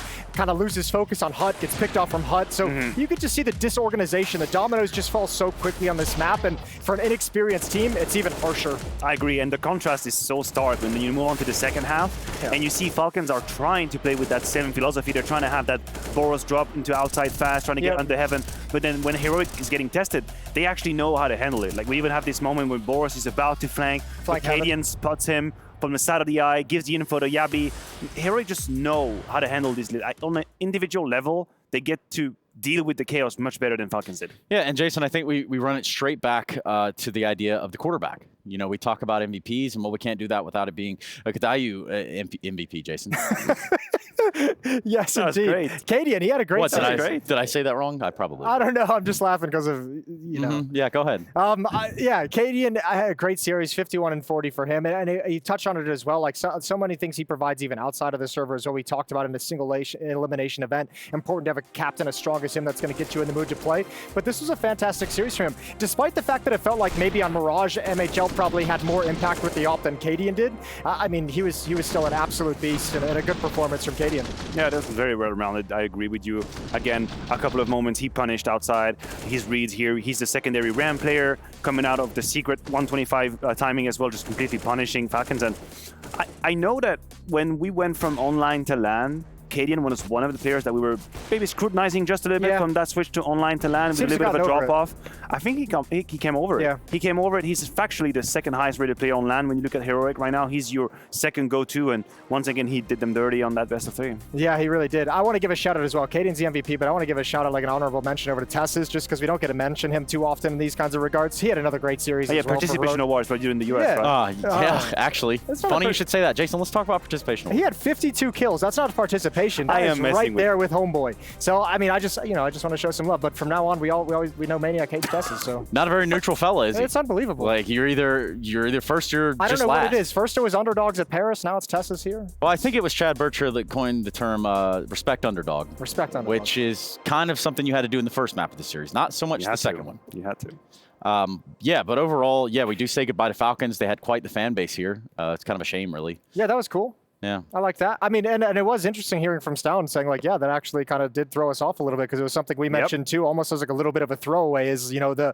idea of Heroic in front of crowds historically in the past, just coming out of the online era, kind of struggled with it. They got over it, but thrown off a little bit here today. So, I mean, almost bit them. Yeah, I mean, listen, they're not supposed to be ready map pool-wise to go up against a team like Heroic. I think if we're looking for silver linings and some exciting lead ways to follow with Falcon, it's also the fact that like NBK individually can still hold it up. Yeah, he's still definitely. Got some game. Yeah, we've had a few moments in his career where it felt like maybe skill-wise, it was a little bit behind, it was a little bit lagging. Here, I don't think that was the case. We saw him completely hold his ground. in all of these duels, and this is refreshing to see, and it's a hopeful perspective for Falcons. It's always a little bit weird, like kind of trying to talk up some of the positives in 0-2 loss, but considering what they came in with 5 games, and even the opponents they played against were not the most impressive in the world, they beat my expectations in terms of how they would perform today. The strongest difference in terms of ranking that we had in all of these oppositions. Like, I don't even, Falcons was probably sub 100 in the rankings in HLTV going up against Heroic. I mean, you don't need me to explain to you what's happening. You don't need any stats or analysis to show you that. 104, Maniac. 104? 104. Look at that. That's pretty good. That's pretty damn close. It's like a David. You did say sub 100. It is does that over mean 100. What should I have said then? I don't know. Below 100? Yeah. You're the English speaking guy. You're the native English. Worse than 100. That's the one we're going to go with right there. We go by like that myself. one. Thank you for that very much. Let's take a look at this bracket. Everything's starting to make sense in terms of it actually being a bracket. Obviously, Cloud9 found success. Heroic found success. Guess who else found success, Jason? Say it with me. Gamers Legion. Gamers Legion. What the hell were you about to say? I don't know. I was going to go to Cloud9. Yeah, okay, fair enough. All right, so Heroic Gamer Legion. That's where Heroic find themselves on the back end of this one. Do you think it'll be as tough or even tougher? Sub round of 16 is dude, get out. Sub this. And by that, I'm talking about Liquid and Ints. You look at that one in terms of the brackets, guys. Hold on. I do like Liquid and Ints. I do like that game. That's going to be a fun game. I will enjoy watching it from the comfort of my hotel room. Wow, Tracy's doing you like that. Why have you done it like that? That's unbelievable. Well, the cool part is this. We're not going to be watching that game, but instead we do have Navi Furia.